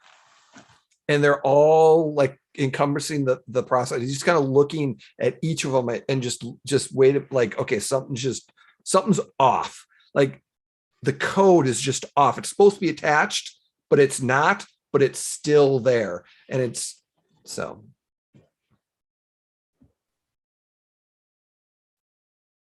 I think Paradox has moved towards these desks, these tables that have these books on them. And looking at these books, there's, some newer stuff, but there's this one, it looks like it's like almost like the illuminated manuscript version of Canterbury Tales, right? Something written in like the 1300s. And as he begins to speak to Shift, he opens the book and it's written in Braille. Braille's not invented till nearly 1900, 1800 somewhere. So it's 500 years out of jiving there. And he turns the page, and the next page is in Cantonese. And as you flip through it, there's just all these weird amalgams of language in this book. And he sort of smiles and closes it. No, you're not a witch.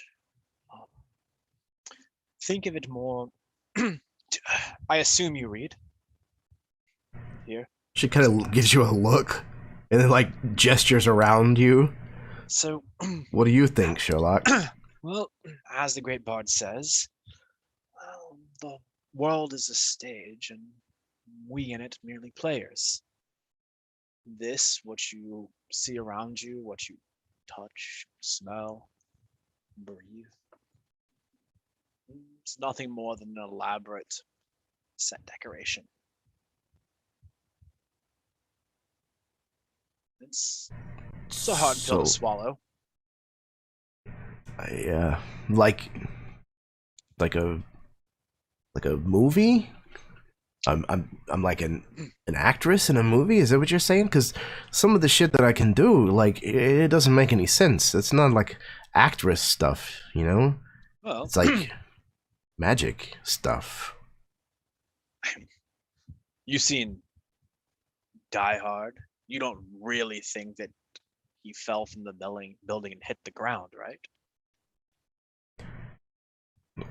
No. But there ain't nobody switching no wires around or, setting off, homemade pyrotechnics behind, the things that I'm interacting with. You don't understand what I'm talking about. The way that I can become other people. You saw it. I turn and look to Ariel for her to do one of her sort of gravity-defying moves. Maybe it's that very similar to that Trinity sort of like, but whatever it is, I turn and look to her and imagine she picks up on that cue too.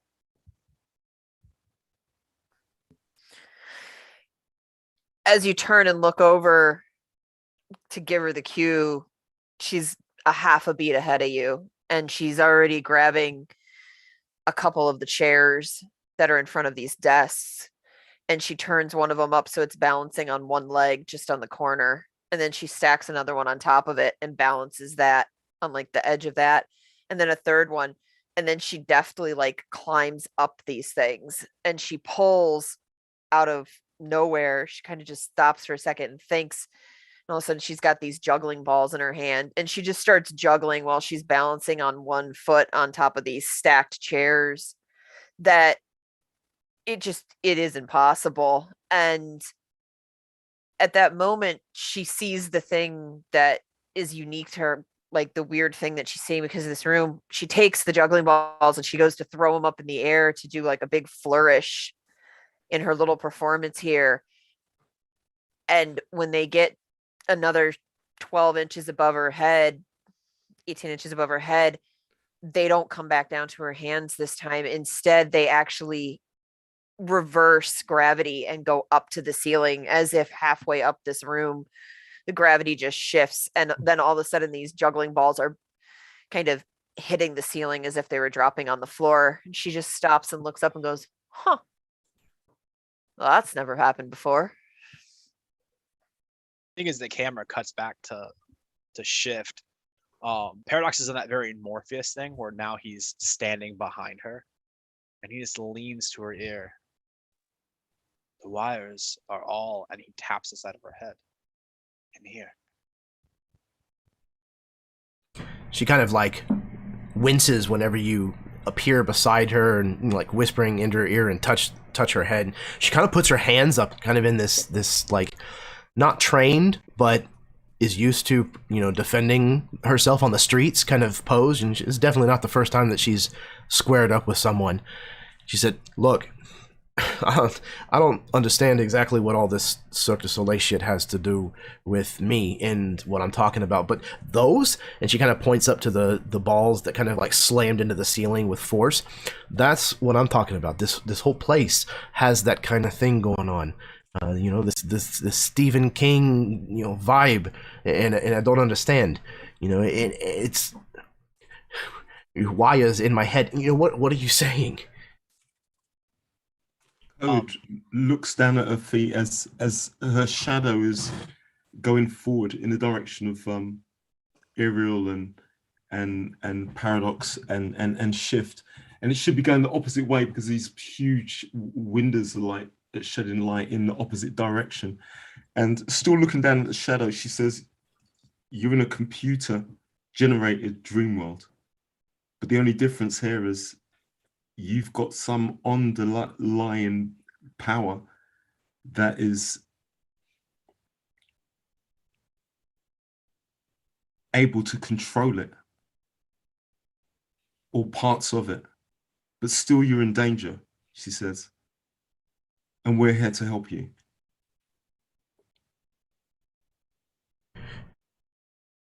You know, I have one of those photographic memories. You know, everything I read, everything I see, I can remember.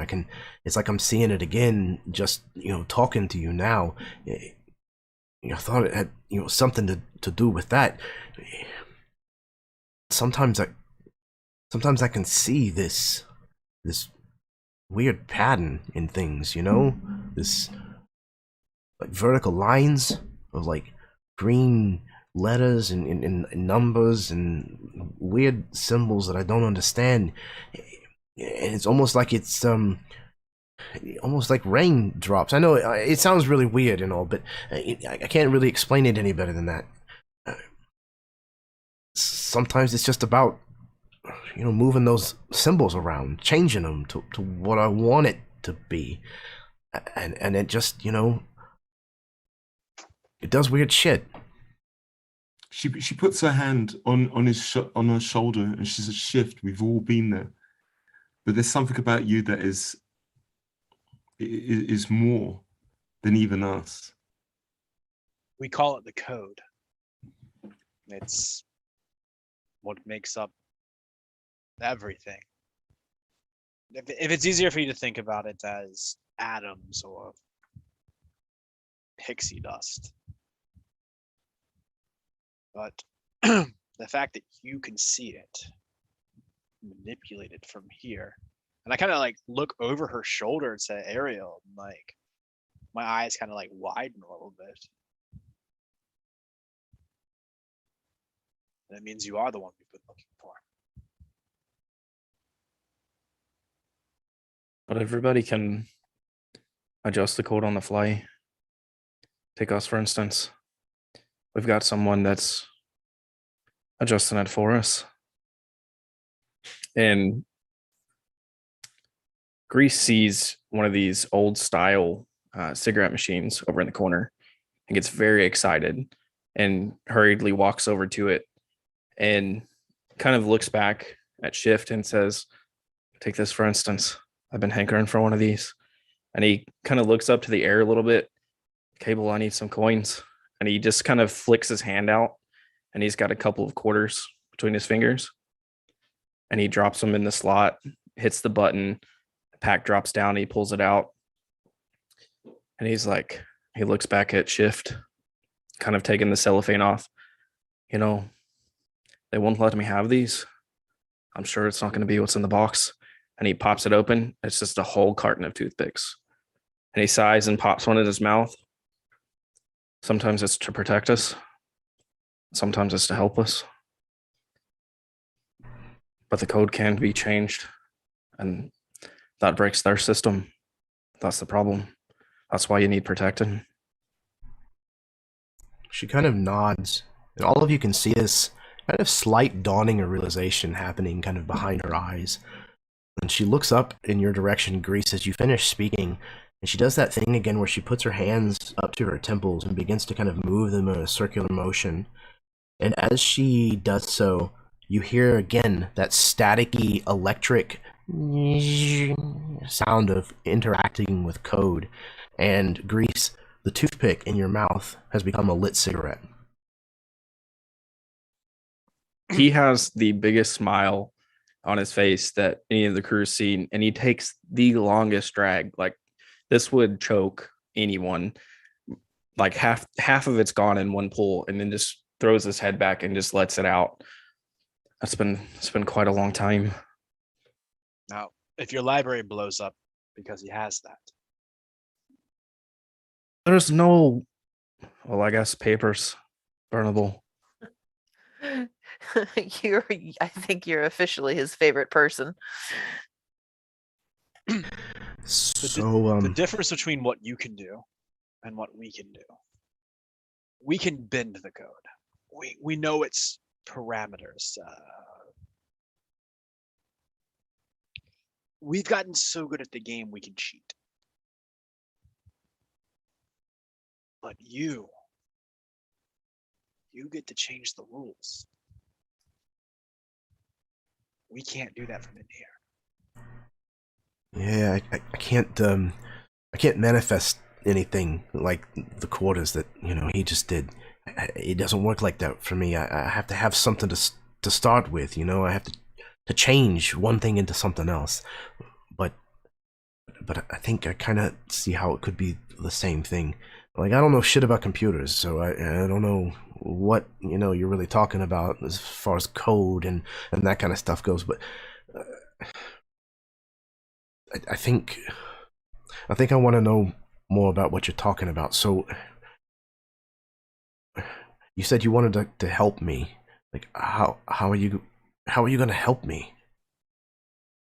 Well, and I think Paradox opens his well, he's missing his coat, so he reaches into his shirt pocket. And those, like, were there original candies, like the ones that your like grandma would always have? He has one of those. This is a trace route program. I know it doesn't make any sense. And he'll extend it to her and wait for her to take it. I okay, yeah, sure. I hate butterscotch, but whatever. She kind of like takes the candy from you. Well, as many of us have heard, we've got two options here. One, we go away. The suits eventually find you, and that doesn't end any well for any of us. Two, you eat the candy. You have the wickedest dream that you've ever had. You wake up with the worst hangover. But instead of being a character in someone else's book, you get to start writing your own. This shit sounds like peyote. She kind of like looks down at this candy in her hand. Well, I think so Ariel No. kind of like lean forward on the stack of chairs she's still standing in, and it bends into like this U shape. Like she's literally just bending the code of these chairs that are stacked. And she kind of like sinks down, but she stays balanced on them. And she's like, you should eat the candy. Trust us. I look at you and go, that's not creepy at all. Trust Yeah, me. she's definitely giving you a raised eyebrow. Like a spider dropping from a web. Trust me, the candy's a lot worse than what'll happen to you afterwards. No, it's a lot better. Better. Better. Ugh. We've got Her to eyes get are- recruiting material. Her eyes are kind of Wait, darting I between feel all of you. like we're not on the same page here, guys. She hops down. We're a lot. It's fine. It's fine. The truth is, it's a one-way ticket. Once you wake up, once you've realized, once you've closed the book that you're currently in, you don't get to be a character, not the same one in that book anymore. So, this stuff that's been happening to me, this stuff that I'm capable of, and all of the stuff that happens here in this library, you're saying that this isn't strange, where it is that you're from. This is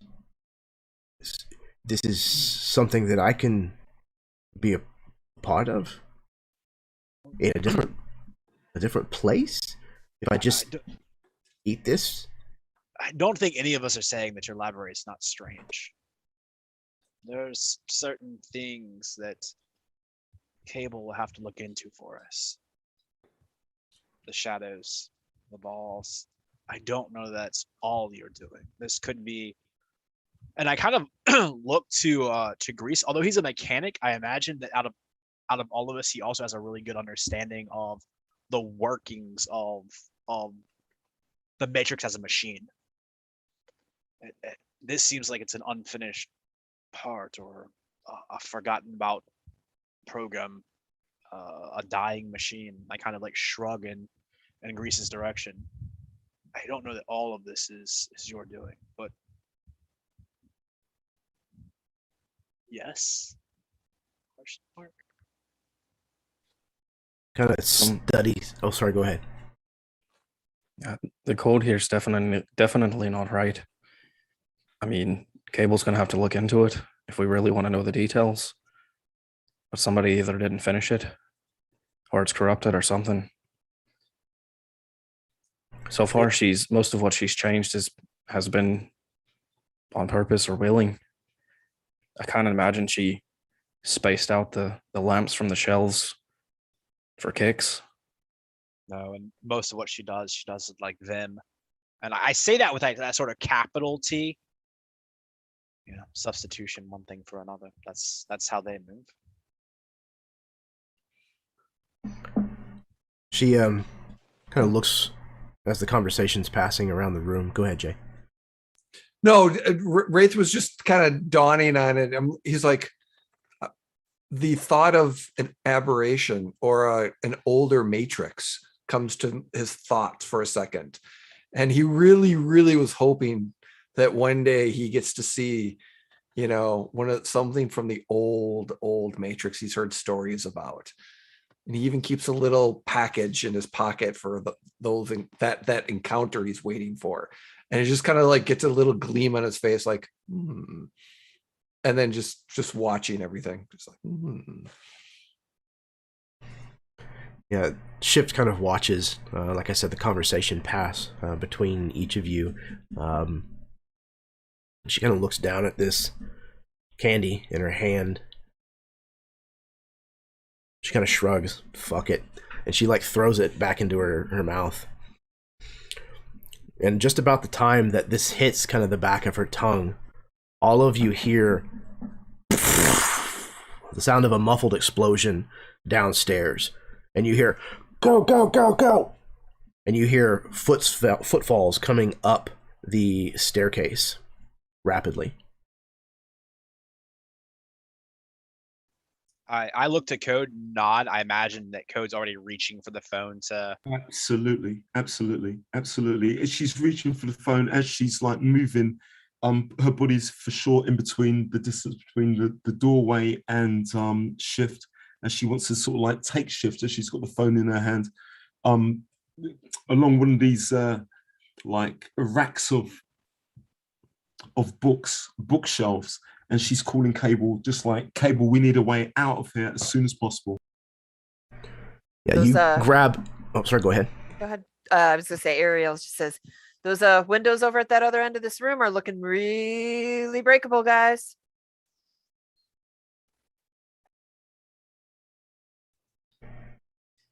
Are we just running or are we going lethal? And he gets a bit of a smile on his face. Well, we've got to buy enough time for the program to run, or we won't know where she is.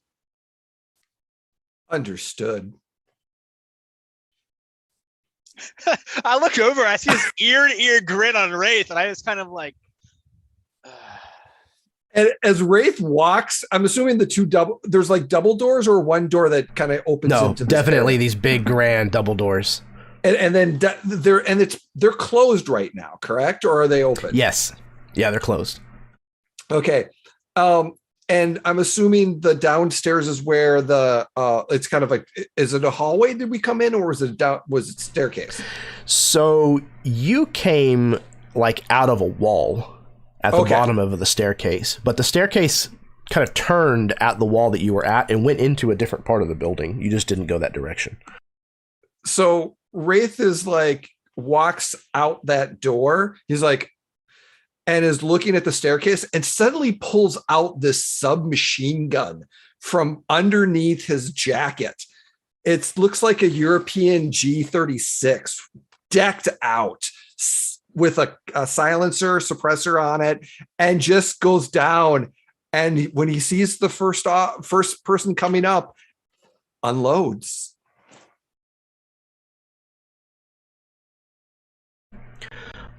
And he basically whispers back, he's like, I'll buy you time. Okay. Wraith squares off with these enormous wooden double doors. Excuse me. As Code kind of sweeps in behind Shift, kind of escorting her along. It sounds like maybe the same direction that Ariel is also headed, towards these large, tall cathedral windows. Code has whipped out that phone again, that kind of sliding phone, and has contacted Cable. However, all you hear on the other end is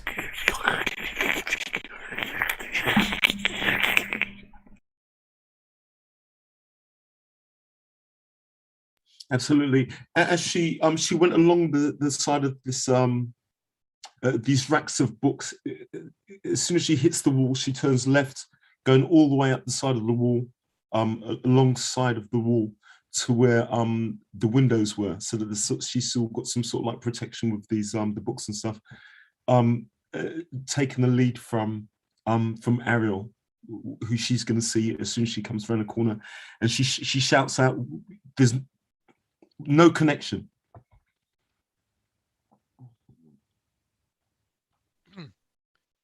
We probably got to get out of here, out of this library. It looks like we're making our own exit. And I'll like kind of like nod to Ariel and then to the window. Absolutely. And I kick this, like, you know, those librarian metal chairs that they have in libraries for no reason because they make that god awful screeching noise. I just boot that, like, you're like, as it slides across this floor over to Ariel near the window.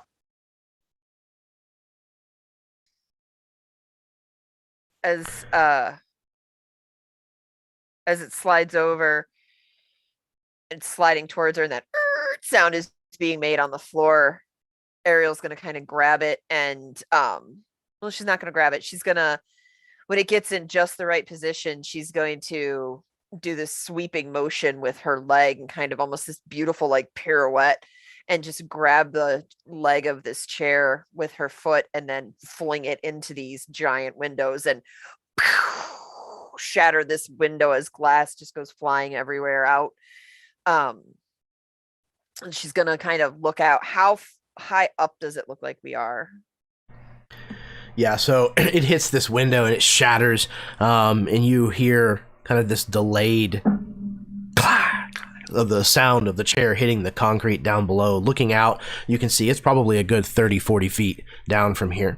However, of course, inexplicably, there is some kind of cable, power cable or something that is not too far. You might call it a short leap from the sill of this window, and it slackens kind of almost like a zip line all the way down to street level. Just about that time,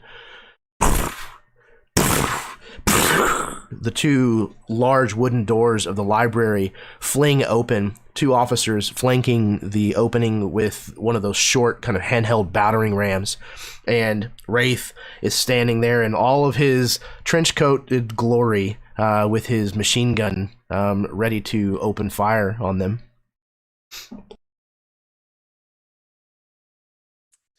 Yes. Two things. Is there a fire extinguisher by the door?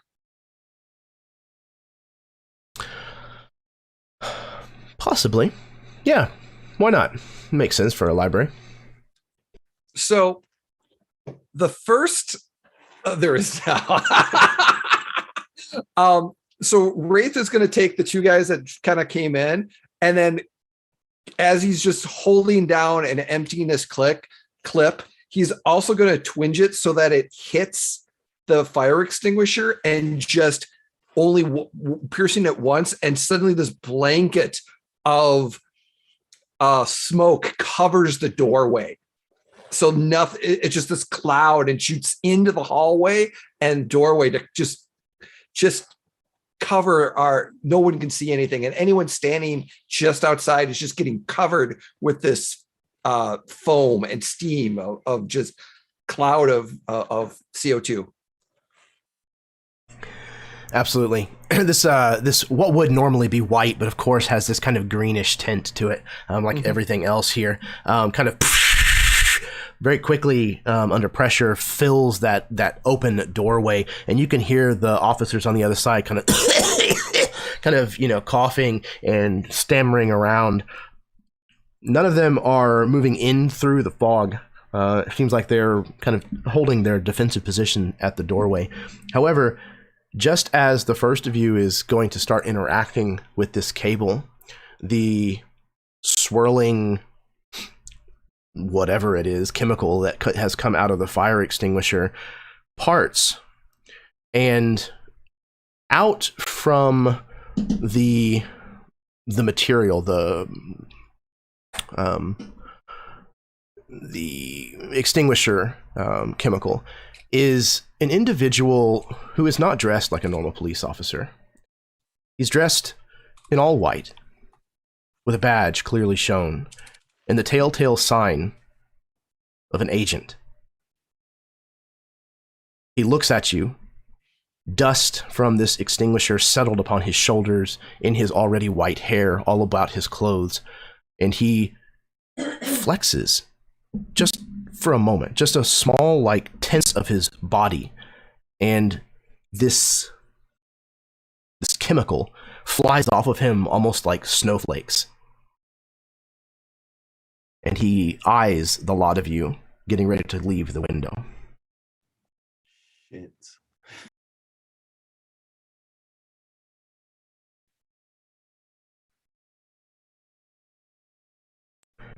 Give Wraith. us the girl. Wraith, I believe I'm up. Get to the window.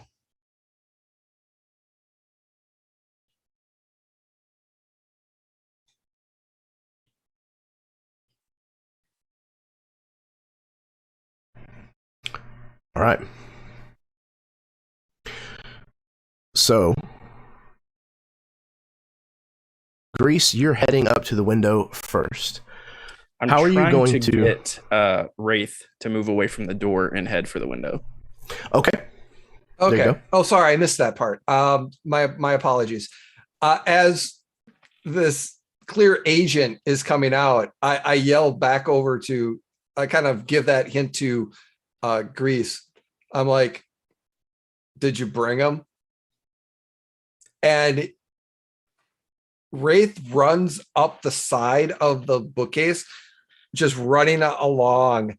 And as he drops the submachine gun, he pulls out his 2 pistols and is firing as he's running towards the window because it's a long way along the side of the library. As Wraith runs by, Grease takes a very long drag of this cigarette, almost with a sad look on his face, because he knows he's about to have to be done with it, with what's going to happen.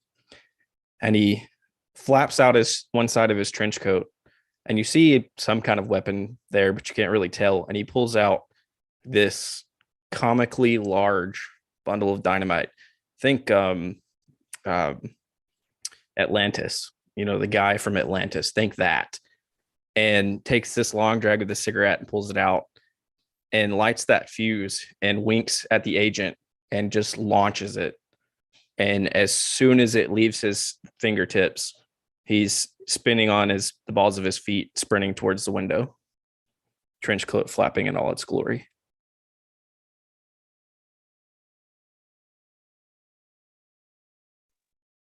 I think Ariel will kind of see the 2 guys out the other end doing this, and she sees Wraith running towards everybody, and she looks over at Shift and says, well, and she reaches down to where that garter belt like legging type thing is that she wears, and she moves her hand just blindingly fast, and you just hear this like snick of like these clips, and the rings that act as the garter part of the belt like remove from what she's wearing, and there's strips attached to it, and she hands a set over to Shift, and she goes, time to fly, and she'll jump out the window and whip this like belted thing and start sliding down the rope.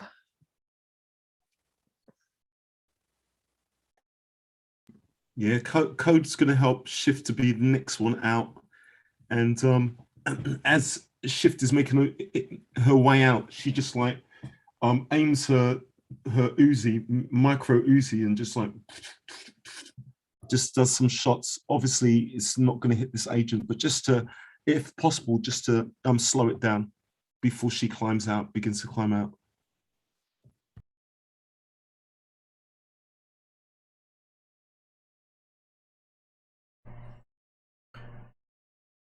Excellent. Okay, so Shift takes this this strap with the rings from Ariel, and she kind of watches what Ariel does with her own set, and as Ariel kind of zips away into the rainy darkness of the street below, Shift is kind of like following what Code's telling her to do. She gets it kind of up and over this thing, and she kind of shakes her head looking down. She's like, I chose the wrong time to trip balls.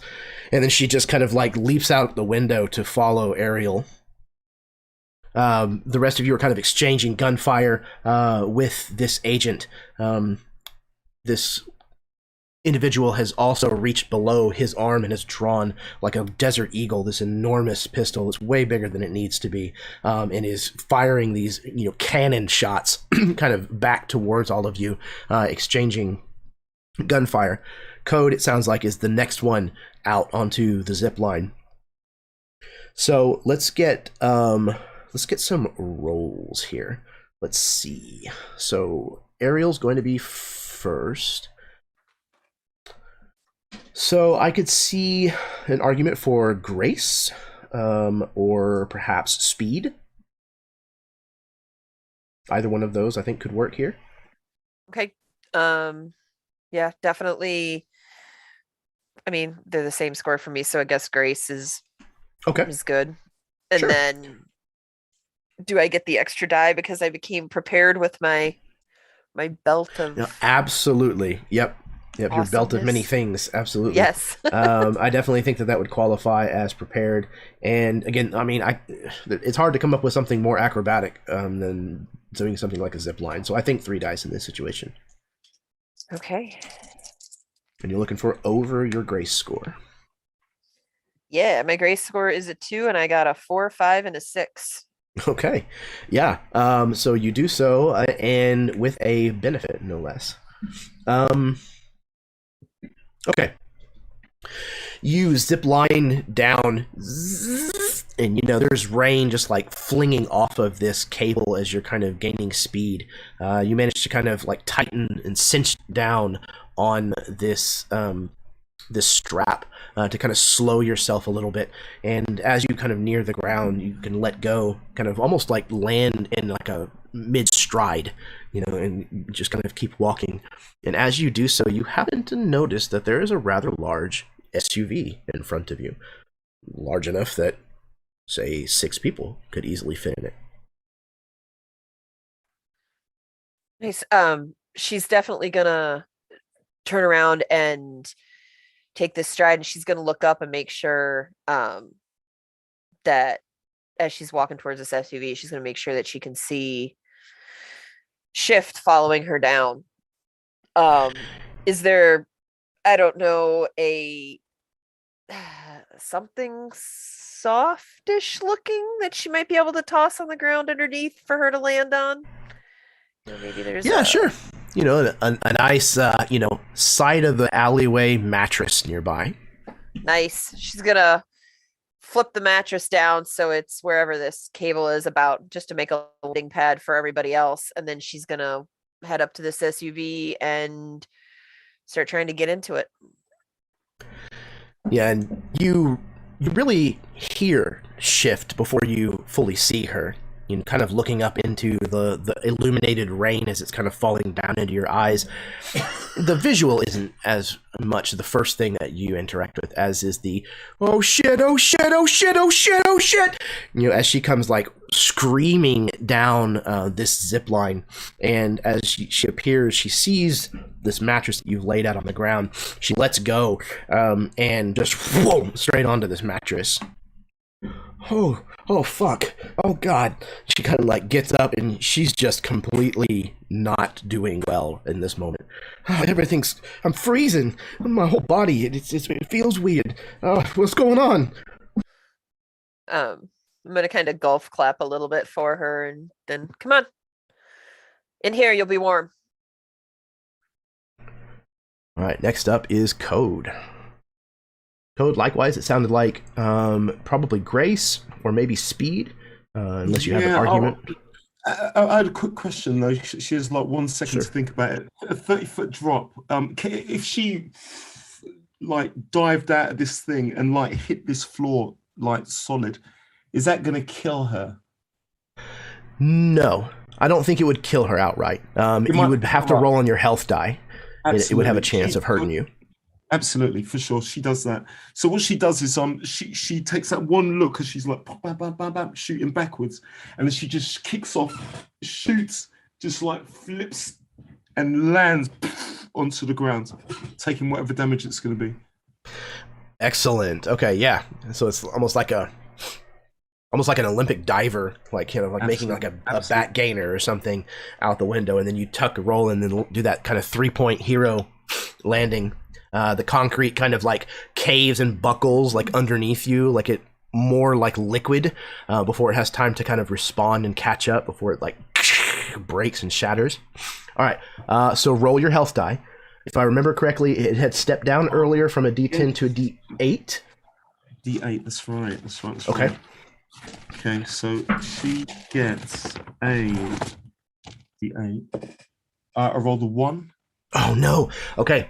So now your health die is a D6. So you pull off this landing, and it's incredible. But when you land, you feel the shockwave come up through your body as well, and you hear a kind of in your back. Absolutely. You think you might have pulled something. For sure. I mean, she even like there's like a bubble of blood spits from her mouth. She just onto the floor, and she like looks up, and she sees Shift moving into the direction of where it was the SUV where the vehicle was with Ariel, and she just and just makes her way. Okay, to the excellent. vehicle. All right, so we have Ariel and Shift and Code, who are all street level now. Who is next? So I think to his dismay, as Wraith has moved away from the door, because he knows Grease is about to blow it up. I think as he approaches, and I imagine, and correct me if I'm wrong here, Jay, I imagine Wraith would get to that window and turn back, like he's getting ready to square up for the shooting again. No, here's something else. It's Okay. he's got a long way to go because this is a large room, and he was close to the door right at the beginning because he moved right up to the door and then it kind of exploded. He took him out. So he jumped up and he's planning on being the last one out. So he's just running on the side of the wall, getting away from everything.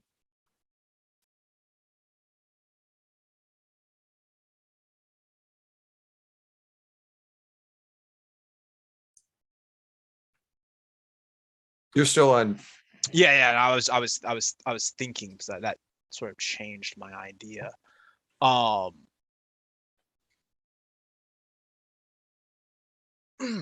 right. I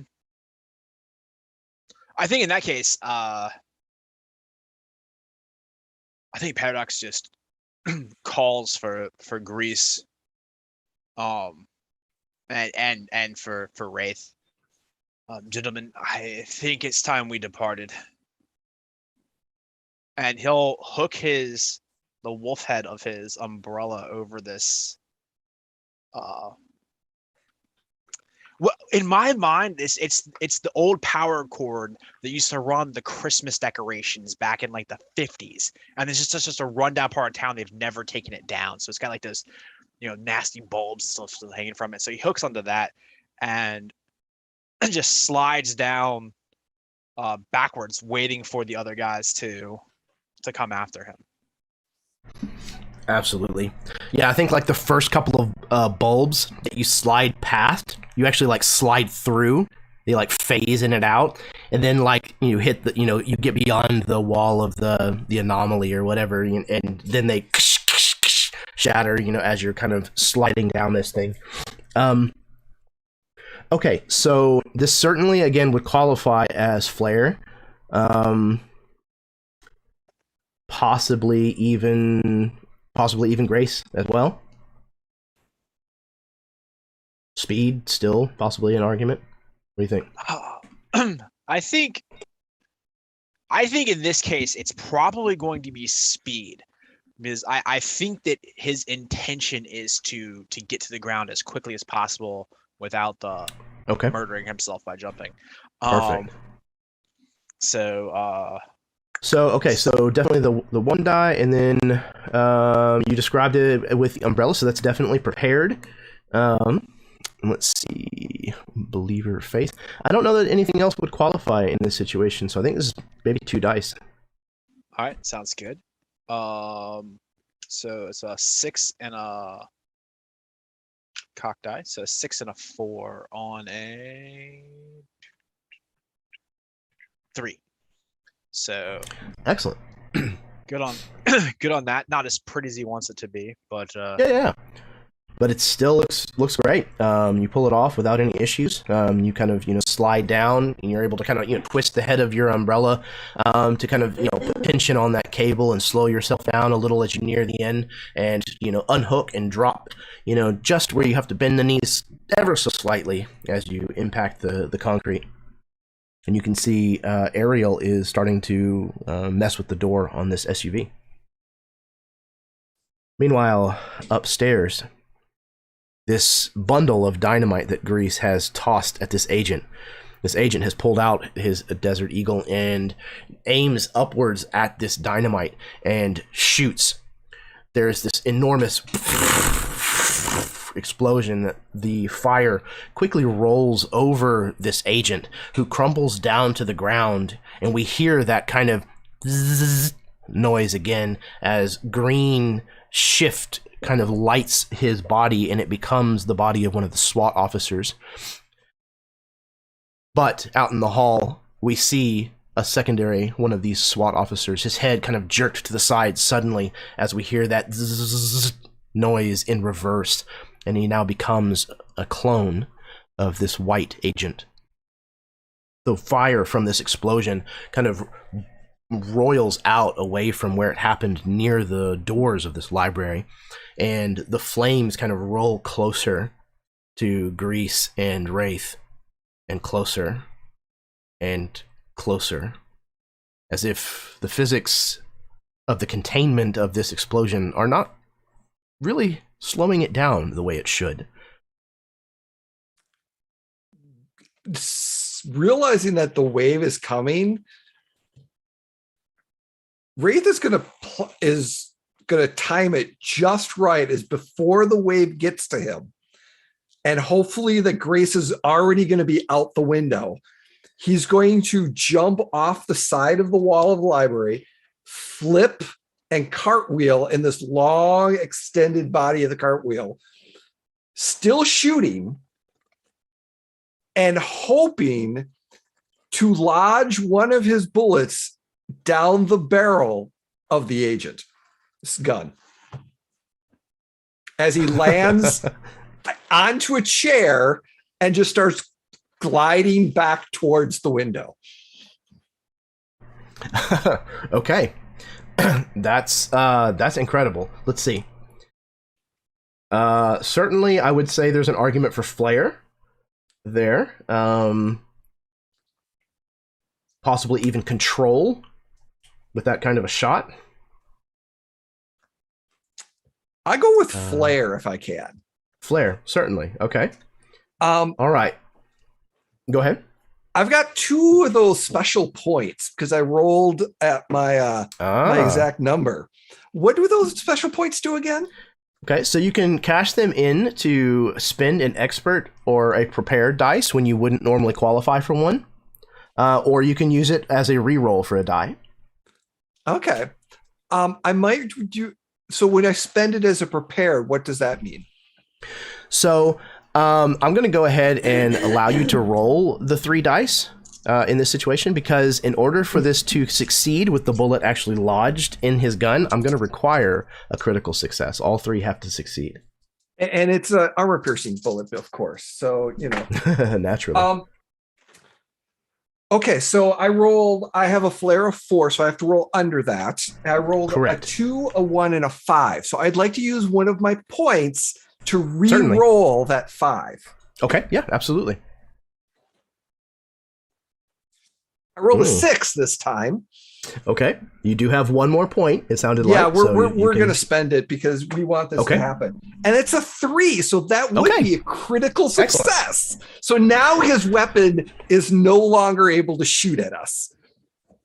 All right, so you slide across this cartwheeling, landing in a chair, this kind of very Danny Kaye, maneuver where you hit the ground on this chair and it just kind of slides back towards the window, and you pop off the shot, and we kind of follow, the camera follows in behind the bullet, so we see it spiraling towards this agent, just as he's bringing his Desert Eagle kind of up and out of its holster again, and is lining it up to fire at you, and just as he's like squeezing the trigger, all of this obviously in painstakingly slow-mo, the bullet enters the end of his gun, and we see him pull the trigger, and there is a massive misfire in the chamber of his Desert Eagle, and the thing just explodes in his hand.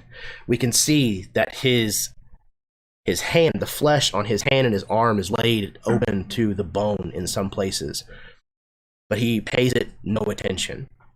Instead, he looks up and he begins to run at you as if like Jesse Owens. I mean, he runs like an Olympic sprinter, even though he's in this tailored suit, and like he's after you like a killer. I imagine that as Grease throws this dynamite, and all this happens, and the body crumples to the ground and it clones to the other, and Wraith's just sprinting towards him. Just about the time Wraith reaches him before all this flipping and shooting happens, Grease turns and starts to run for the window, and Wraith would just hear as Grease catches little speed, not necessarily because it's faster, but I imagine Wraith is kind of holding back so he can do this. So Grease gets out first. He just kind of glances over at Wraith, and I thought I finally got him that time. And he'll reach down and pull out this, looks like handlebars with a wheel on the top. And he reaches the windowsill. And as he jumps, he just closes his eyes and swings this over, just hoping that he can hook this wheel on and ride down this wire. This isn't the first time they've gotten to a situation where they've had to slide down wires, and Grease doesn't necessarily like it. So absolutely. Okay, so once again, this sounds like maybe a speed, possibly instinct, since you described him just closing his eyes and just jumping out and hoping for the best. What do you think? Absolutely love instinct. Okay, all right, instinct it is. I think you qualify for a second die. You described this particular device that you happen to have on you, or that the operator kind of made appear for you, whichever the case may be. But you also did describe that while it might not be the first time you've done this, this is not something that you look forward to. This is not something that you were necessarily prepared for. So I think 2 dice. Dang it. Well, I got 1 success and 1 number right on. Okay. Do you have any upload points that you want to spend? I think I'll save them for right now. Okay. Sure enough. All right. So that is a success with a cost. Do record that you did roll another upload point. So that way you have that for the future. Cost with a cost. Okay, so you are sliding down this cable, and you're kind of halfway through when all of a sudden you feel that kind of the tines of this cable are coming undone, and by the time that you reach the end, it just goes and just snaps.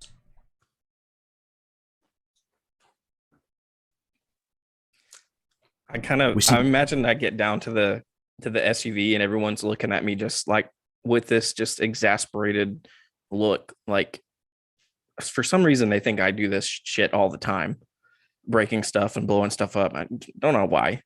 And I imagine everyone's worried about Wraith because he's still up there. And I'm just like, this is what he'd want. He needs to have a showy way to get down. This will give him what he needs.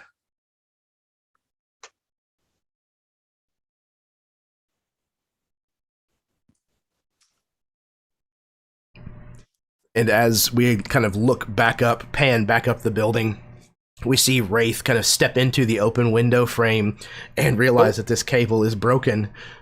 No? Nope. Because as Wraith is going back in the chair, getting towards the window, seeing the agent dropping his weapon, his pistols that are now completely empty, he kind of hits back and hits that window. And at the window, he looks over and yells, "Get her out of here." Pulls out 2 wakazashis and charges the agent. As he tumbles in front and tries to do a nice slice in the back of the leg, because he's already injured. And Wraith's goal is to kill an agent, and the agent is injured. This is the only time he will have the opportunity to do it. So he's going to take 1 or 2 rounds to see how well he can go up against an agent. If he's getting hit, he might run. If he wins, he wins. Fair enough. Okay. So, let's see. Let's get a roll from you and see how well this attack is going to work. Okay. I am fulfilling my character's desire to kill an agent. 100%. And I applaud you for it. I will let you know it is going to be brutal. Oh, yes. And the fact that one of his character goal storylines is if he has a meaningful death to save his fellow humankind, it's worth it. 100% on point. Okay, so this definitely sounds like perhaps force, maybe control. Since I was Certainly open doing- for an argument. Since I was charging it and sliding and kind of rolling and sliding underneath, Spider-Man-ish type fighting is his style. And with the sword, just kind of dodging and weaving and just jumping but as the first attack comes, he's just kind of like try to slide underneath it to get him and then kip up and then just basically dodge out of the way as he's slicing him. Okay, so which stat would you like to try to use to encompass that? Would Grace be available, or would that mean more flair? No, I think that either Grace or Flair. It sounds like a very flashy way of trying to engage him, so I think either one would work, and it certainly would use a lot of agility. Yes, definitely more agility than force. So Okay, cool. So then let's go with Grace. Since this is your character's actual goal, I think that this is something that you're prepared for. So I think that's definitely 2 dice. Let's see. You are a dangerous okay, this certainly falls under the category of dangerous. So I think 3 dice in this situation. Okay. I know my Grace is at 2, so we'll see how well my dice play this time. I rolled a 1, a 2, and a 3. And your Grace is 2. a 2. Okay, so that's another 1 success, upload point. 1 upload point, and 1 failure. And 1 success. Okay, so he's going to roll his health die once. Okay. So you nick him, and you can see the blood kind of spatter out and against the white of his slacks. However, it was not as deep of a cut as you had hoped, as he moved his leg with the kind of blinding speed that agents move with. And as you slide past, he pulls his non-injured hand almost kind of into almost like a judo chop, and he actually kind of swings backwards as you slide past him, kind of straight at the back of your head. So if you would, Yes. I need you to roll your health die. Okay. You're gonna have to roll it 5 times. Okay. If you roll a 1 or a 2 on one of them, you need to downgrade your health die before you roll again. Got it. Okay. So here's the first roll is a 6, a 4, a 6, a 1, Okay, so the 5th roll will need to be a D8. a 6, or on a D6. Oh, you're down to a D6 already. Okay. Yeah, am I down to a D6? Oh, that's right. Yeah, you got injured Yeah. off of the train as well. Yep. Okay. So he connects with the back of your shoulder, not enough to deliver the kind of blow that he was trying to give to you, but certainly something that you're going to feel even after you leave the Matrix for some time. Mm-hmm. I can imagine I'm flung into the bookshelf or in some tables as I'm just kind of like, "Plah, plah, ugh. Is that all you got?" And he kind of like stands up to his full height and turns around to face you, kind of like cracks his neck from one side to the other.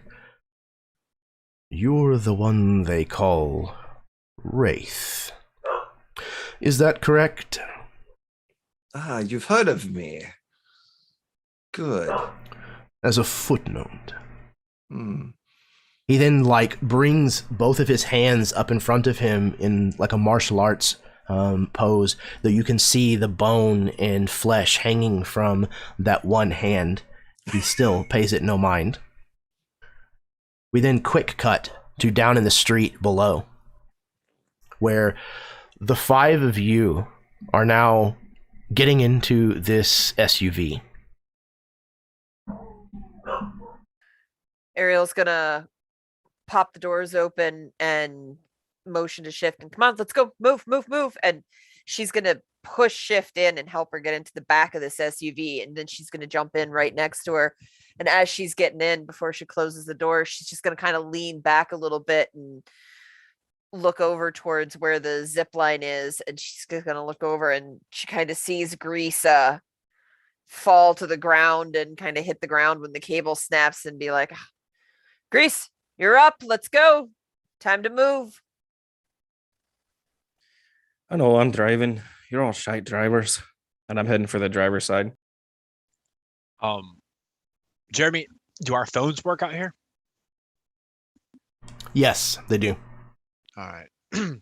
So I think as Grease is getting into the driver's seat, if it's kosher, the big like trunk part of the SUV opens up, and there is Paradox, and he has a rocket launcher on his shoulder, and I'm going to shoot the floor out of the building they're in, because I think Wraith can survive a fall better than he's going to be able to survive fighting an agent. So I also don't know how hurt he is, but Sure. it's the thought that counts. Dramatic irony. It's good. Okay. So, I mean, it's the side of a building. I'm not going to make you roll to hit the side of a building with a rocket launcher. You load up this rocket, and as the SUV kind of opens the back, you fire. Who watches this thing kind of like, streaks and kind of swerves and hits the corner of this building to where we immediately jump cut right back inside, where Wraith is now squared off against this agent. And this agent kind of strikes this pose, and there's that moment of silence where neither one of them moves. And then kaboom! The whole corner of the library explodes, and the floor beneath you, Wraith, kind of breaks in the corner and makes like this pitched, ramp, if you will. And you and the agent both kind of start sliding towards the corner of the building and gaining speed. Is there any... So jumping, as things fall, jumping on top and doing the Naruto ninja jump from one thing to another and jump out the window as he flicks off the agent as he does a spin out the window. Absolutely. Okay, so you come careening towards this opening kind of in the side of the wall that has been blasted apart, kind of riding this desk almost like a snowboard, and it kind of hits something, and you dive out the window, giving the finger to this agent, who kind of just stands straight and watches you leave. So, okay, this is a big fall.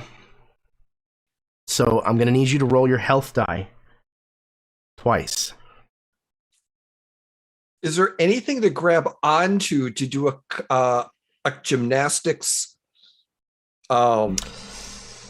spin to get on top of the roof, or at least the side of the building to climb up? You have one of them upload points? I do have an upload point. You want to spend it? Yes. Okay. All right, then yes, absolutely. There is something that is hanging that you can kind of grab as you go out the broken side of this building, if you'd like. Okay, yeah. I do that, and I just kind of do the gymnastics twirl acrobatics, land on the side of the building, kind of hold myself. That's the remnants, and I just slide down to the corner, as like, not because I'm assuming they're taking off, so I'm going to meet them like a block away. Okay.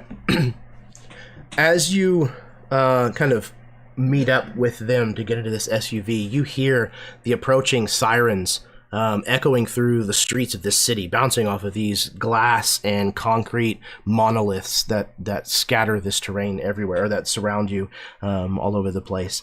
And you can see this agent, Agent Frost, looking down at you as he then kind of backs away from the edge of the building. Nearby, as you're driving on this as you're driving in this SUV, making your way through the city streets, you see an old woman crossing the street in front of you and pushing a shopping cart laden with what is likely all of her world's possessions, taking a long time to cross, and you can see her a long ways off. But as you are approaching, suddenly, you see her twitch and light up with green as she then turns into a clone of Agent Frost, who looks towards you and squares up as if he's not going anywhere. Shift, in the seat in the back, says, No, this ain't gonna work. We gotta do something. Hold on. She reaches up to her temples and begins to rub them in circles once again. And as she does so, all of you hear that kind of noise again as the SUV reforms around all of you into an attack helicopter. Grease, in your hand, the steering wheel becomes the two-sided sticks of an attack helicopter. And as you pull back, it begins to lift up off of the ground as the cruisers begin to catch up to where you are. And not long after, we hear the sound of another helicopter as a second attack helicopter comes from around another skyscraper. We're going to be entering the final encounter of our session. This is the chopper chase. You're going to have to exit successfully this threat. The chase is going to start with a health die of a D12. Every success that you earn will have a chance of stepping that health die down. Just like your own, if it reaches a D4 and then rolls a 1 or a 2, the challenge is defeated, dealt with, and you have escaped.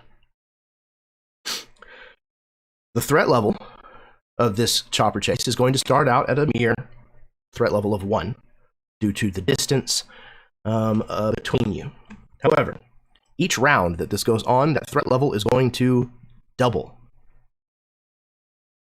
So the longer this goes on, the more difficult it's going to become. When threat is incoming, I will allow you guys as a team to decide how that threat is going to be dispersed amongst your characters, including shift.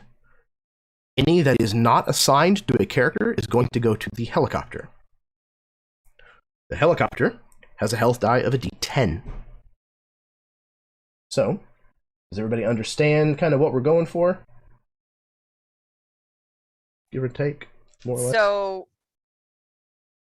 we're trying to lower the encounter's health die from a D12 to a D4 and kill it.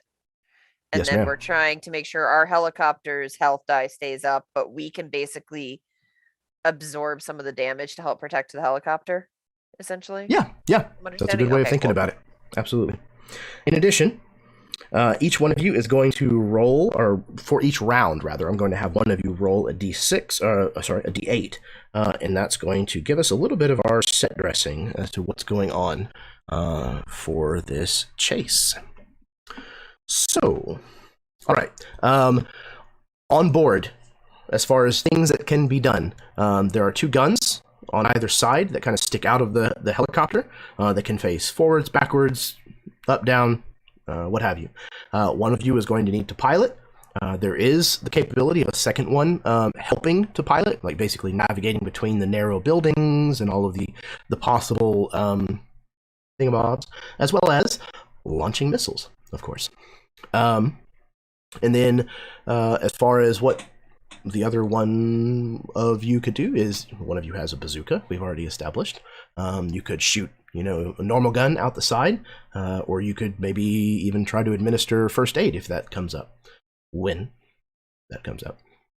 Okay, so we cut to a shot of inside the second helicopter as it comes kind of around the building, and the pilot, again, kind of his head kind of jerks to the side and shakes and turns green, and we can see again that chiseled, smooth, clean-shaven jawline of Agent Frost, who takes the controls and now is after you with aggression.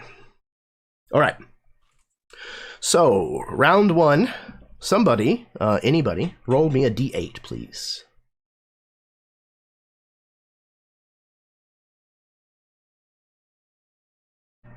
Anybody. 7. Don't be shy. Okay, 7. Okay. So the first bit is as this thing kind of rounds this corner, and we now can see they're pursuing. All of a sudden, a third, tertiary helicopter, looks like a news chopper, comes from the side and almost flies directly into Grease's path. All right. So, each of you, if you would, I need you to roll a d6, and this is going to determine how we're going to do initiative. If you get lower than I roll, then you'll get to go before I do. If you roll after or equal to, then you will go after me. I'm sorry, if you roll equal to or lesser than, then you go before. 2. Okay. 2 for Grease, Paradox, and Code, it sounded like? Yeah. Okay, excellent. All right, so Grease, Paradox, and Code, between the three of you, you can decide what order you're going to take your turns in. Agent Frost will get to go, and then Ariel and Wraith will go after, because they also got a 2. You guys can go before me. It's cool. I'll go last. I think Grease goes first since he's piloting. So give me the lowdown of what just popped up in front of us one more time. So basically like a news helicopter. It just came around. So like you're flying down this street, above this street, between these rows and rows of skyscrapers, and in between, kind of like cross street, this news helicopter comes flying right in front of you, looking like they're trying to head to where all this stuff was happening at this building just a few blocks away, and not realizing that you are bearing down on them. So Grease is going to take, this classic movie scenario. There shouldn't be enough time for this, but Grease is going to take a big, long, deep breath. He's going to put another toothpick in his mouth that just came out of nowhere, and he's going to grab this stick a little bit tighter and control, quickly but controlled, and try to dip under this news chopper and pull back up. Excellent. Okay, so that definitely sounds like control. So there's 1 die. You are a hotshot mechanic. All right, this definitely sounds like expert die, being a hotshot and all. Are you used to flying helicopters, and or do you fly your hovercraft or whatever? I feel like that Grease has done some type of driving or piloting just about anything as being a mechanic. Sure. I can't imagine trying to fix something you've never, at least messed around with to see how it works. So makes perfect sense. Okay, so 3 dice. You're going to look to roll under your control.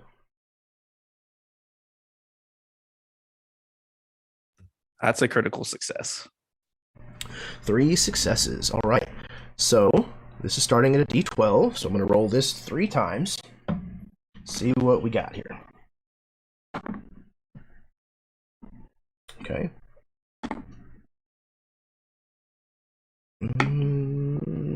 Nope. Okay. So you managed to duck beneath this thing, and there's enough warning and enough space that this helicopter that's following you is able to do the same, basically follow right beneath you, and is even able to use the distraction to get just a little bit closer. Its health die is still a D12.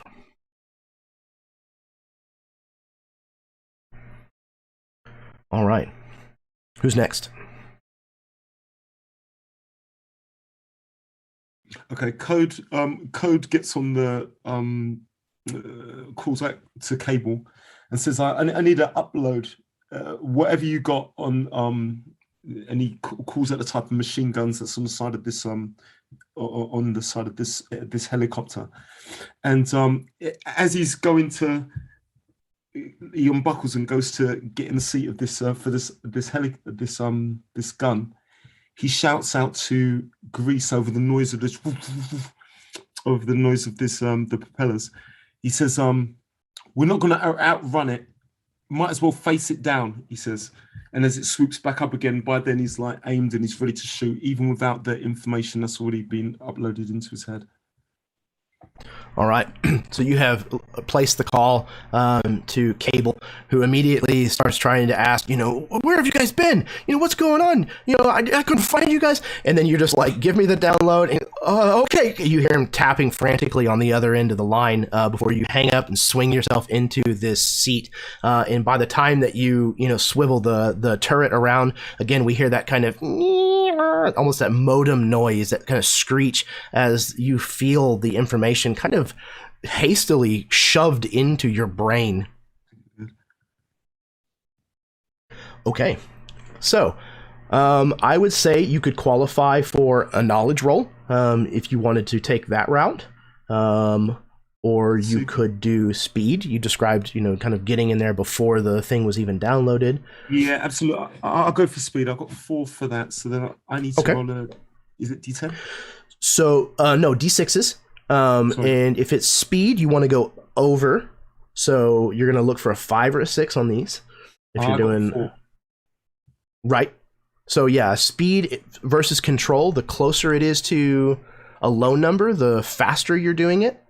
The higher number it is, the more controlled that you're looking for, which is going to be, if you're doing speed, you want to try to roll over your number. No, I only got a 4. Could I do a re-roll? Use my upload point? Yeah, certainly. So you just rolled the 1 die? Yeah, at the moment I just rolled 1. Okay, so hold that thought before you go to spend the point, because I think, let's see, you're a protector. I mean, you're absolutely talking about using offense as a means of defense. So I think that would qualify for at least a 2nd die. And you specifically talked about how you went to the operator and had this knowledge downloaded. So I think 3 dice again. So go ahead and roll your other 2d6s and see how those fare. Okay, so I've got a 3 and a 6. Okay, so it sounds like 1 success then? Absolute. Okay, excellent. So you're going to do so with a cost. Let's see here. Okay, let me roll the health die first and see what that success might bear. Okay, no, it's still a D12, but let's see. Okay, so as Grease has gone to make this bank to avoid this other helicopter, Shift has basically fallen towards the open door that you moved towards, and if something is not done, she will fall out. Absolutely. So I think that's where Paradox comes in, right? I think Paradox is moving to the other gun, and then there's this like hair on your neck, and he gets that sickening deja vu moment, right? He gets that something's just changed. He gets that I this is the dream that he's had over and over and over. And so as he turns and he sees Shift is like sliding out of this helicopter. And so he grabs the the cable from the top of the helicopter, and he's going to leap out this side of it and use the momentum to swing back underneath the helicopter to catch Shift as she has fallen from the helicopter. Okay, excellent. I certainly think that you would qualify as flare, if that's what you were going for. Possibly speed, also. Yeah, I think this is probably a speed thing, right? It's just trying to Okay. get it done. Like he didn't look for the audience, right? There wasn't like the Sure. showy like tip of the hat. This is just go. And I think I'd like to argue for the prepared die. Like this is his moment of he's going to find the one. Only in his mind, he's morphed that to being save the Sure. one. Yeah. And so like this is the dream he's had. And so as he flings himself out, like this has all been done hundreds of times. Yeah. It's absolutely within reason to expect a believer would be willing to die, to take enormous risk, to prevent the person that they think is the one from dying. So I definitely think a second die would qualify. But it's quick, it's fast. So I don't think prepared. I think maybe more expert die. So 2 dice.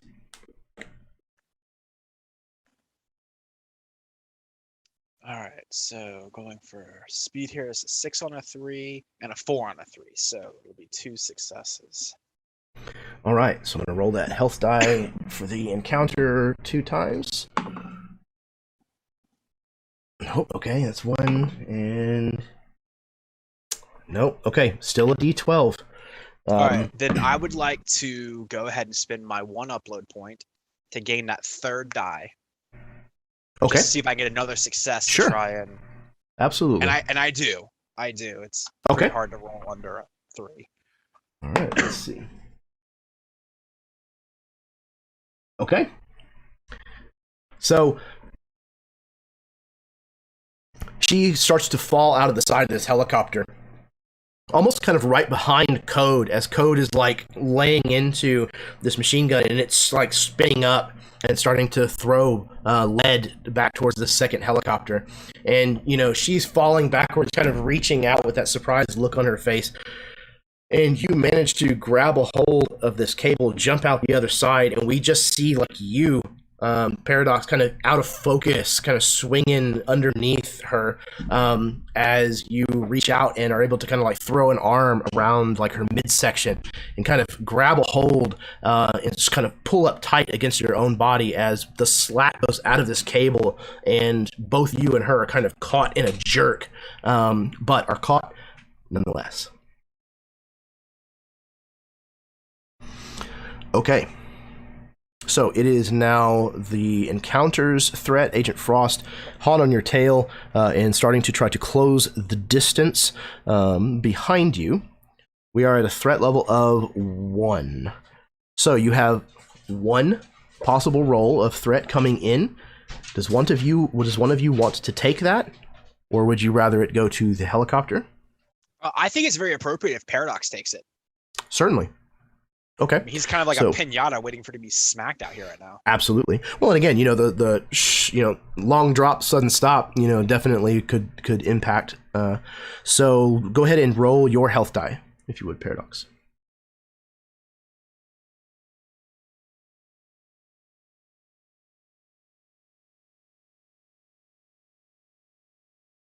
I rolled a 1, so it will downgrade. Okay. Yeah, so in fact, when the cable kind of reaches the end of its slack and you are kind of jerked, you're holding on to her and you can feel your shoulder kind of wrench. It's close to being thrown out of socket, but you have a hold of her. Okay, so that brings us to the last 2 PCs, Ariel and Wraith. The 2 of you can decide amongst yourselves who is going to take it in what order. Go for it, Ariel. Ariel's going to, she gets that feeling kind of like Paradox did about Shift falling out, and she sees this whole thing happen, and she's going to, now is Shift suspended under the helicopter now on this rope with Paradox? Like these guys Yes. are suspended down there? Mhm. Okay, so she's gonna reach over and she's gonna hit the button on the rope, like the winch, then start cranking these guys back in, and she's gonna take another something else that she finds, and she's gonna kind of wrap it around her waist, and she's gonna lean out and she's gonna reach out and grab Shift and pull Shift in and give Shift that extra momentum to get her back in.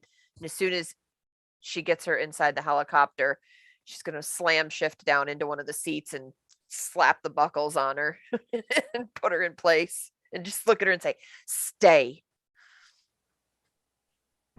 All right. Let's see how we can turn that into a roll. Control, possibly. Maybe force. Talking about kind of hauling her in. You have a recommendation, argument for anything? Well, I was kind of banking on like that whole idea of like the instinct, the idea of like the thing she has to do is protect Shift. And so she doesn't even really care about herself necessarily as much. She's, you know, strapping herself in, but it's all in like this thing to just make sure that that Shift makes it in and stays alive, because Ariel, as a believer, she believes that she's not exactly sure that Shift is the one, but she knows that Shift is going to play a major role in finding the one. So she definitely, like, this is just her main thing here, is just we got to keep this woman alive. Absolutely. Okay.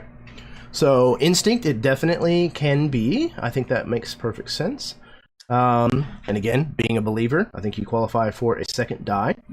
Okay. Let's see. You're also an acrobat. So again, hauling up people on the ends of, dangling ropes and sashes and cables and things. I think certainly could fall within the purview of an acrobat. Because I'm doing instinct, You right? are rolling instinct. it's Yes, under? you want under. Mm-hmm. Okay, so I rolled a 1, a 2, and a 4. So I got an upload point and then 2 successes. Excellent. Okay. So I will roll those 2 successes on the now D10. Ooh, okay. So we're now down to a D8. Holy shit. Okay. We're now down to a D6.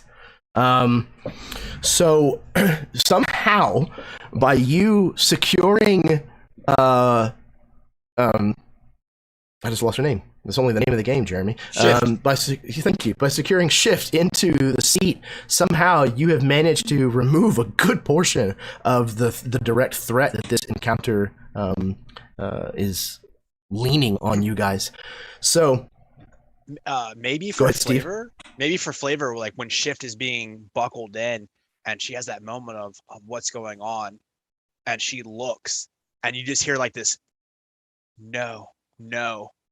And you start seeing like the metal plating on the side of this attack chopper start to peel away and turn into pages from a book as she's like peeling it off of it. Gorgeous. Absolutely. Oh, and while that's happening, also Grease, your headset, you kind of have, the helicopter pilot headset thing going on. You hear the voice of Cable kind of patch in, and you hear, Grease, we found her with the trace program. We have Shift locked in, and we're heading that way right now. You guys have got to get out of there as fast as you can. And he kind of like gives you the coordinates to the extraction point. Okay, so I think Wraith has not gone yet.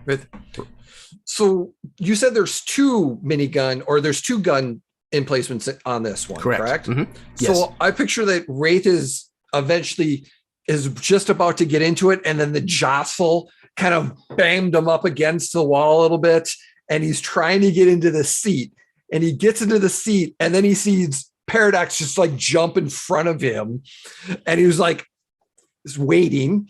And then as Ariel starts pulling him up, he's like waiting to shoot, and just kind of, that's why it's taking so long. But finally, as everyone gets in buckle, he's like, all right. And then he's waiting for his shot. So the question I have for you is, on this helicopter, the attack helicopter, do they have missiles? 100%.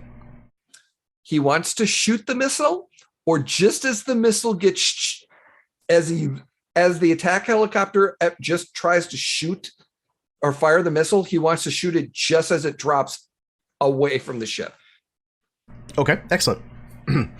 So this sounds like possibly control, because you're definitely not going fast. Nope. You're kind of waiting for your moment, picking it carefully. So I think control can make a good appearance here. What do you think?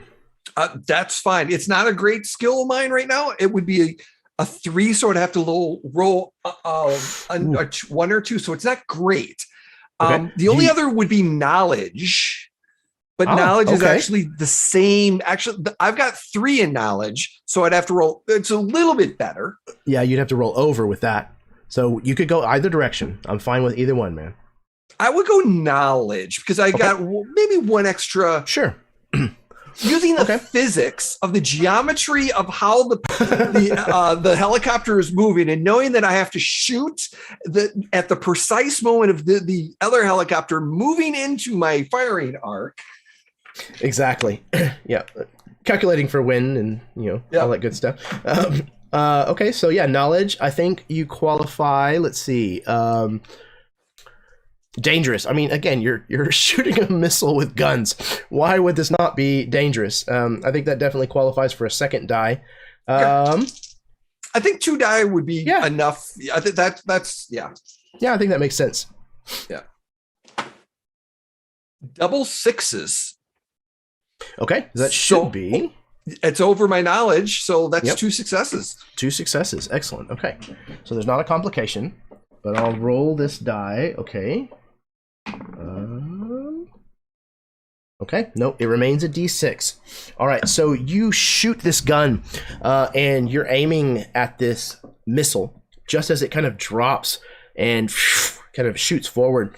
And as you're shooting, we watch the tracers of your bullets kind of arc towards, and just as it crosses the missile, we see the reflection of that kind of in the glasses of Agent Frost, and you see him kind of grimace as he kind of pulls the sticks aside and kind of puts the belly of his helicopter towards this explosion that then kind of blows up, kind of shatters the glass of the building that's kind of next to his helicopter, and he kind of like dives downwards, but then rights itself and resumes the chase. Yep, that's kind of what I figured. But I got he doesn't have a missile to fire at us. All right, that was round 1. And we're going to now move to round number 2. The threat level will now double to 2. And somebody, if you would, roll a d8 for me. 5. If you roll a 7, roll it. Okay, 5. Ooh, okay. So when the gun from this helicopter behind you has been, shooting at you, throughout this entire chase and all this that's going on, all of a sudden, Grease, you see a light on the dashboard go beep, beep, beep, and you realize that the fuel tank has been hit on this helicopter, and you're leaking fuel out of the side. All right, so everybody, once again, if you'll grab your D6 and roll it and let me know what you got, we'll determine initiative order. Got a 1. 2, a 3, a 1, a 4, a 2. Excellent. Okay, everybody's rolling great. So that's everybody. Okay, so every single one of you gets to go before the threat happens. In whatever order that you wish, please tell me how that goes. Who rolled the 1? Was that Grease? Yes. So I think Grease sees this light and like lets off with his right hand, like bangs on the area where this light is, and it just keeps flashing at him. And he just kind of like glances over and he's like, This fuel leak isn't my problem. I didn't do it this time. Are we continuing on with our low fuel, or are we landing and trying something else?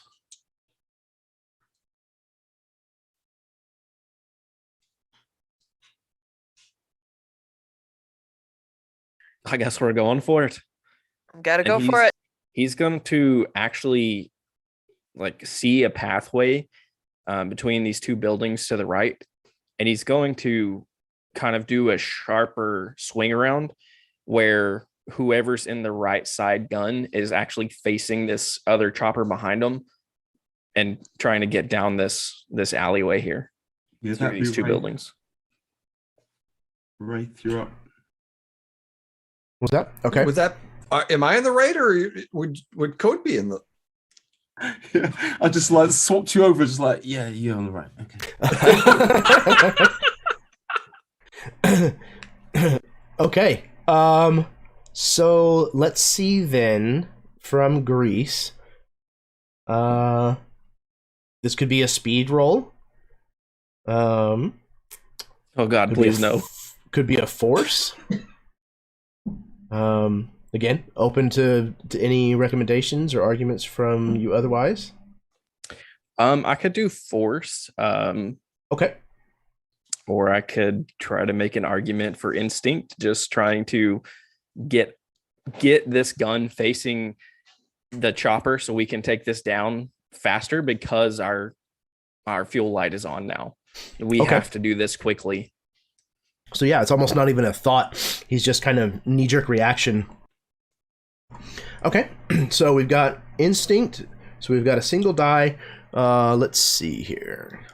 Hot shot. Yeah, I mean, you're almost pulling like a crazy Ivan type thing in a helicopter. So I definitely think that this could qualify as a second die.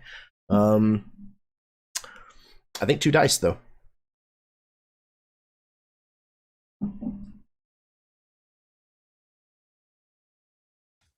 All right, I want to use one of my points to reroll. And can I use my second point? Well, when I get another point, I rolled I guess if I'm re-rolling. And I'm going to use my second point to add another dice, if that's okay. Okay, certainly, yep. It's caught and dropped. Ooh, okay, rolled the same thing. So I got 2 successes and then a failure. Okay, 2 successes. Let's see on this D6. Okay, and nope, still a D6. Okay, so you bank kind of hard, kind of, let the rotor kind of slide almost fishtail kind of behind you, and as you do so, it swings Wraith kind of straight facing, giving him his cone right at this approaching helicopter. Not to be devil's advocate or anything, but I think because of the one failure that I got, it like you all feel the chopper kind of shudder a little bit, and Grease is like, I didn't do that. That's not on me this time. There's black smoke that begins like billowing out of the the fuselage, the top of the tank. Okay, so Grease went first. Which of you wishes to go next? I think Code's on one of the guns, so yeah, I'm on Code's on one of the guns. Code's like she sort of shouts out, "Grease, what are you doing? I don't have a shot," as he banks it to the right for Wraith. I guess. Go ahead. So can I reach down to my side? I know it's not my turn, but I haven't even used these yet. We kind of saw a flash of them earlier, and I just kind of, with one hand from my side, pull out this AA-12 drum-fed semi-automatic shotgun and just kind of toss it behind me and just look at and Code and just be like, "That's not the only gun in here," and just throw it back to him or her. Mm-hmm. Absolutely super.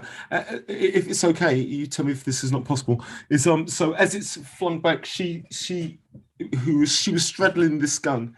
She just sort of like catches this, rolls backwards, puts her hand on Rafe's shoulder, on his back, and over his shoulder, she just poof, poof, poof, poof, like this. So we shoot at the same time. Absolutely. Nice. Okay. So this definitely sounds like it could be force, maybe control. Yeah, she'll go for force, definitely, if that's okay. Force? Absolutely. Absolutely. So that is Let's see. You are protector again. I mean, this is what you're doing. You're protecting, Shift and the rest of your crew. So I think definitely a second die. And again, this sounds like a pretty intrepid thing to do. So I think 3 dice again in this situation. super. So she does a 1, 1, and a 3, and my number is 4. Excellent. So that's 3 successes. So let's see here. Okay. Okay. On the third one, it downgrades to a D4.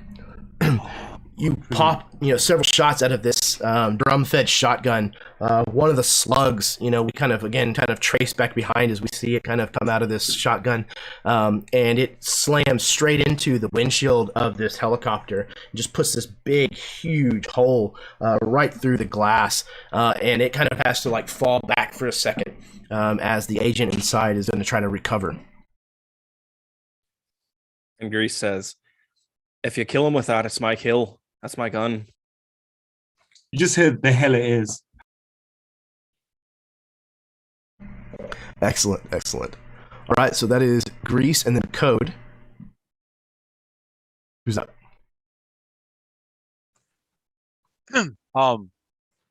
How relatively close have we got to this extraction point?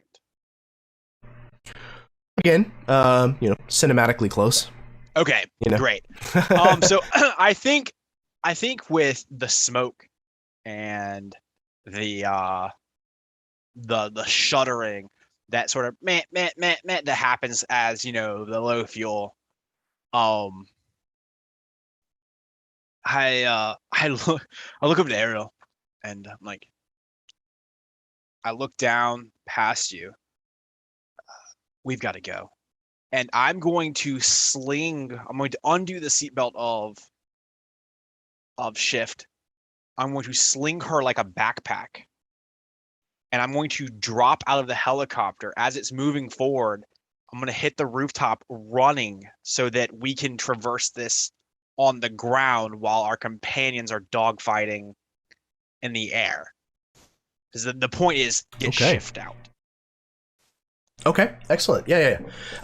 You notice as you pick her up and sling her over your shoulders, her body is corpse cold.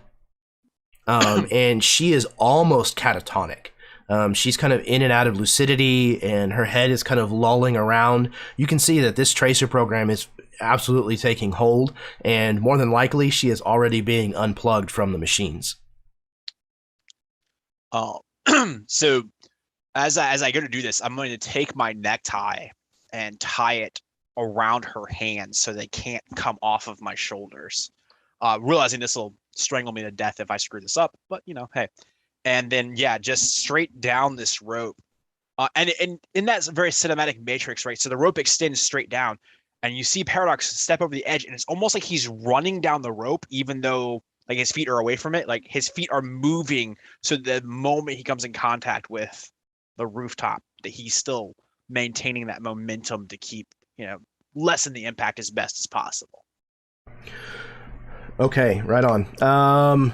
So this sounds like, again, I think Flare could certainly still qualify here. Maybe Control? Possibly Grace? Flare? Flare okay. Or Grace, either one's good. Yeah, man, your call. Let's see.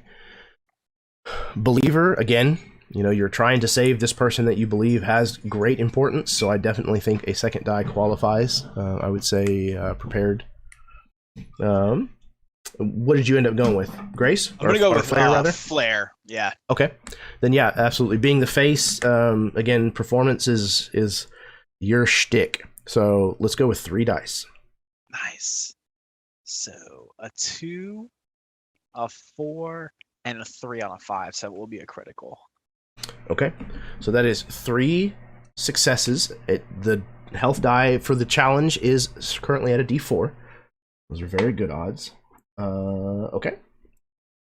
Tell me how this ends. Steve, you can start us off with how this maneuver plays out, and then each of you, if you would, just kind of give me something happens kind of in succession that's going to basically successfully exit you from the Matrix with your prize in tow. So as we're running down the rope, we hit the rooftop. I think the camera cuts back to the interior of the fields, right? The pools, the batteries. And at the exact same moment that Shift's body is being sort of unplugged, you get that, and I think her Matrix persona does the exact same thing. There's that death gasp, that, and as she does, she fades into code in the Matrix. And so Paradox lands that run that should break his legs, and there's no ill effect, and he can keep moving. And I think the controls in the helicopter sparkle with that sort of code. And I think all of us, my addition to this is all of us for a moment can see that code. This is Shift's last blast into the Matrix. So any sort of crazy thing is.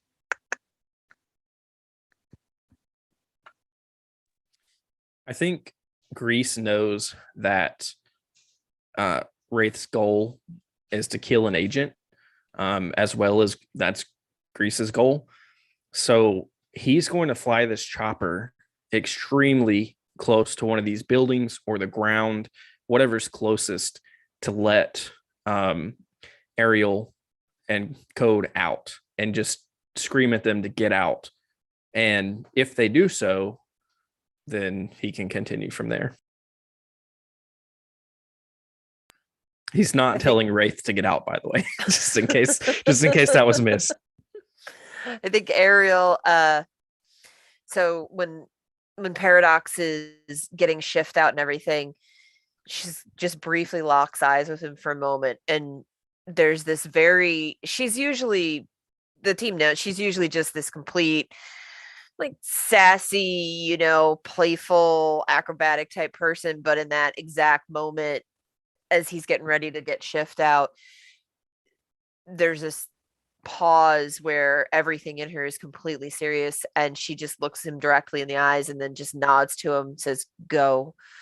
And then she's going to reach over and she's going to kind of go up to where the pilot is, where Grease is, and she's going to kind of looks like she's almost like feeling him up, but she starts pulling a couple. All of a sudden she reaches in and she kind of like wiggles around inside his coat and like eventually finds the right pocket and pulls out a couple of grenades that he's got tucked away.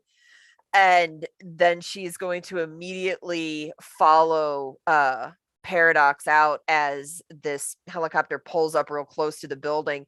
She's going to pull the pins on these grenades and she's going to throw them. She throws them kind of behind the helicopter that's chasing them so that it can't move in a direction to avoid hitting the building perhaps that's coming up in front of it.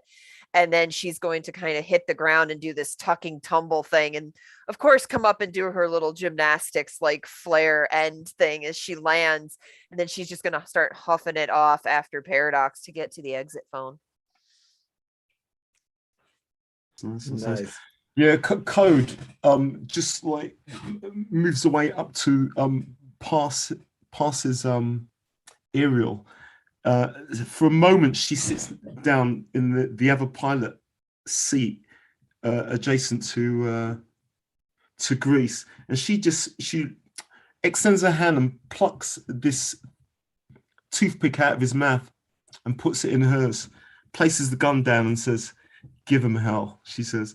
And she goes onto the side of this, the gun that she was at. "I'm not going anywhere," she says. And she's just prepared to follow with the rest of the other two. You see a gleam in Grease's eye as Code sits back down, and he pulls hard on this stick. This chopper should not be able to do this, especially with the maneuvers we've already made and being low on fuel, he pulls this back as hard as he can, and it does this flip, goes inverted, and we're now heading glass first for this other chopper. And he, with his knees, kind of hooks the stick back and picks up the gun that Code just gave back to him and pulls out this other AA-12 from the other side and just double barrel starts blasting these drum rounds through the front glass at this other chopper. And Wraith, as he was about to get set up, realizing his teammates are faster than him and have taken out his goal for the agent, runs and grabs the grappling hook rope.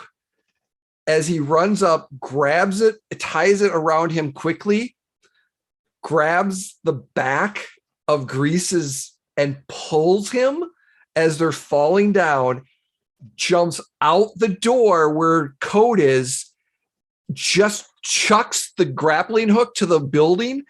After that, grabs Code, and they all together, just as the grappling hook kicks and the other thing just smacks into the other one, they fly through the window to the building that they're on and escapes as both helicopters explode. Absolutely. The three of you kind of swing down and kind of, roll onto, like a low rooftop of a nearby building as these two helicopters collide with one another and kind of careen sideways into a skyscraper. And we see the whole floor just blow out with fire and glass and explosions in all directions. And then we, kind of see that kind of linger for a moment as we hear the sirens of police cruisers approaching way too slowly, as we see the five of you and Shift pick up the phone of a paid phone nearby, and one at a time, with that electronic kind of disappear. Mission accomplished. Can I just Excellent. Artistic Please. thing? Yes. So I think as the camera pans back inside the ship and it sees all of us coming too, the camera pans over, it sees Paradox, it pans over, it sees Ariel, and there's this unmistakable, those are twins.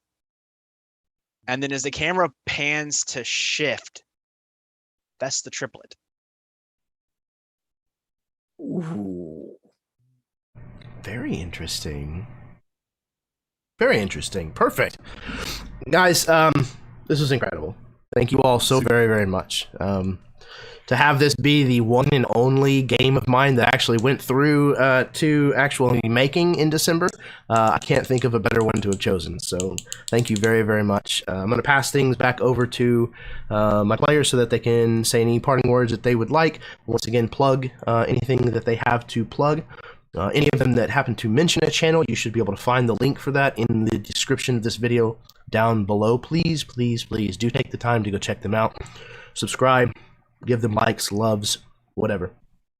All right, I'm going to pass things over to Nathan first. We're going to go reverse order. All right. Jeremy, thanks so very much for having me. Thanks for thinking of me since you guys had a player drop out. It's a pleasure being here every time. I always have so much fun. You get that nerves when you first start, but it always washes away and have so much fun playing with you guys. And I'm so glad. I got to play with 3 more new people that, I've chatted with you guys before, but I've never played with you guys. So it's fantastic. I love being here and love, just being able to play with all you. You're fantastic, all of you. Again, I'm Nathan. You can find me at Dimension 119 just about anywhere. Just search Dimension 119 and you'll likely find me. Excellent. A pleasure as always, Nathan. Thank you very, very much again for being able to fill in the last minute and for bringing such a great, well thought out character and just immense roleplay for being, last minute. That's incredible. Always happy to have you on the channel. All right. Next up, we have Steve. Awesome game as always, Jeremy. Thank you so much. I love the Matrix. It is always a blast to play in your games. There's always such incredible players. I've played with Kenya multiple times now, and I love playing with her. This is my second playing with Nathan, and I love that dude already.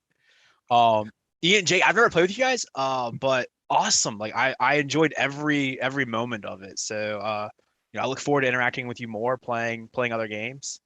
So yeah, definitely looking forward to that. Also looking forward to going to sleep. So I have to be up in 5 hours. Yeah, I'm so sorry. Yep. Thank you very, very much for being a trooper and sticking with it, even though you got the call that you had to be up that early in the morning. I apologize to future Steve because that's going to suck a bunch. But for present Steve, thank you for playing. Love you, brother. All right, next up, also apologizing for the super late hour that you had to stay up and play this game. Ian, you're next. Oh my gosh, major worth it. Oh my god, Jeremy. Really man, fantastic, really great. And guys, fantastic, you guys are awesome, man. End of story. I'm gonna have to shoot off now, but really huge thank you. Really great. Absolutely a pleasure. Thank you, Ian. I hope to catch you sometime soon. All right, that will juggle things around just a little bit. Let me see if I can't make sure that nobody who's gonna have to speak next is out of whack. Do you like how I just completely kept Kenya and Nathan in frame? It was just like screw everybody else. Yep. I'm in frame. You're So, good. uh, You're good. Are we in? Okay. We're in the right spots too. That. Yep. Jeremy? Let's see. Yes, While Go you're for it. fixing that, just, Please. as always, whenever I'm in one of your games, it's just always such a blast. You have a very unique style of DMing that is truly a joy to play under. And I have never played this homebrew system of yours before. I was the one asking for help in mid game about the stats, but it's very wonderful, and it's works great with a setting like the Matrix, where it's all about there is no limit, like just creativity is the limit. And so that was a lot of fun, worked really well. Yeah, I just couldn't be more honored playing with Steve again. Nathan, first time playing with you. I've played with Ian before. I play with him a lot. Jay is another DM of mine. So yeah, you guys are just lots of fun, really fantastic. I had a blast tonight. I'm really glad we could do this. Yeah, I'm super stoked with how that went. Thank you very much for playing. I've had you in several one-shots now. Obviously, I have you in Evermore. Every time that I get to sit down with you, it's always a pleasure. So thank you, Kenya. Yeah, I'm super jazzed. All right, last but certainly not least, we have Jay. Thank you so much. I'm Jay, also known as Neofit3 on the socials. This has been a blast. Thank you so much, everyone. Jeremy, I always love your games. I love the Matrix.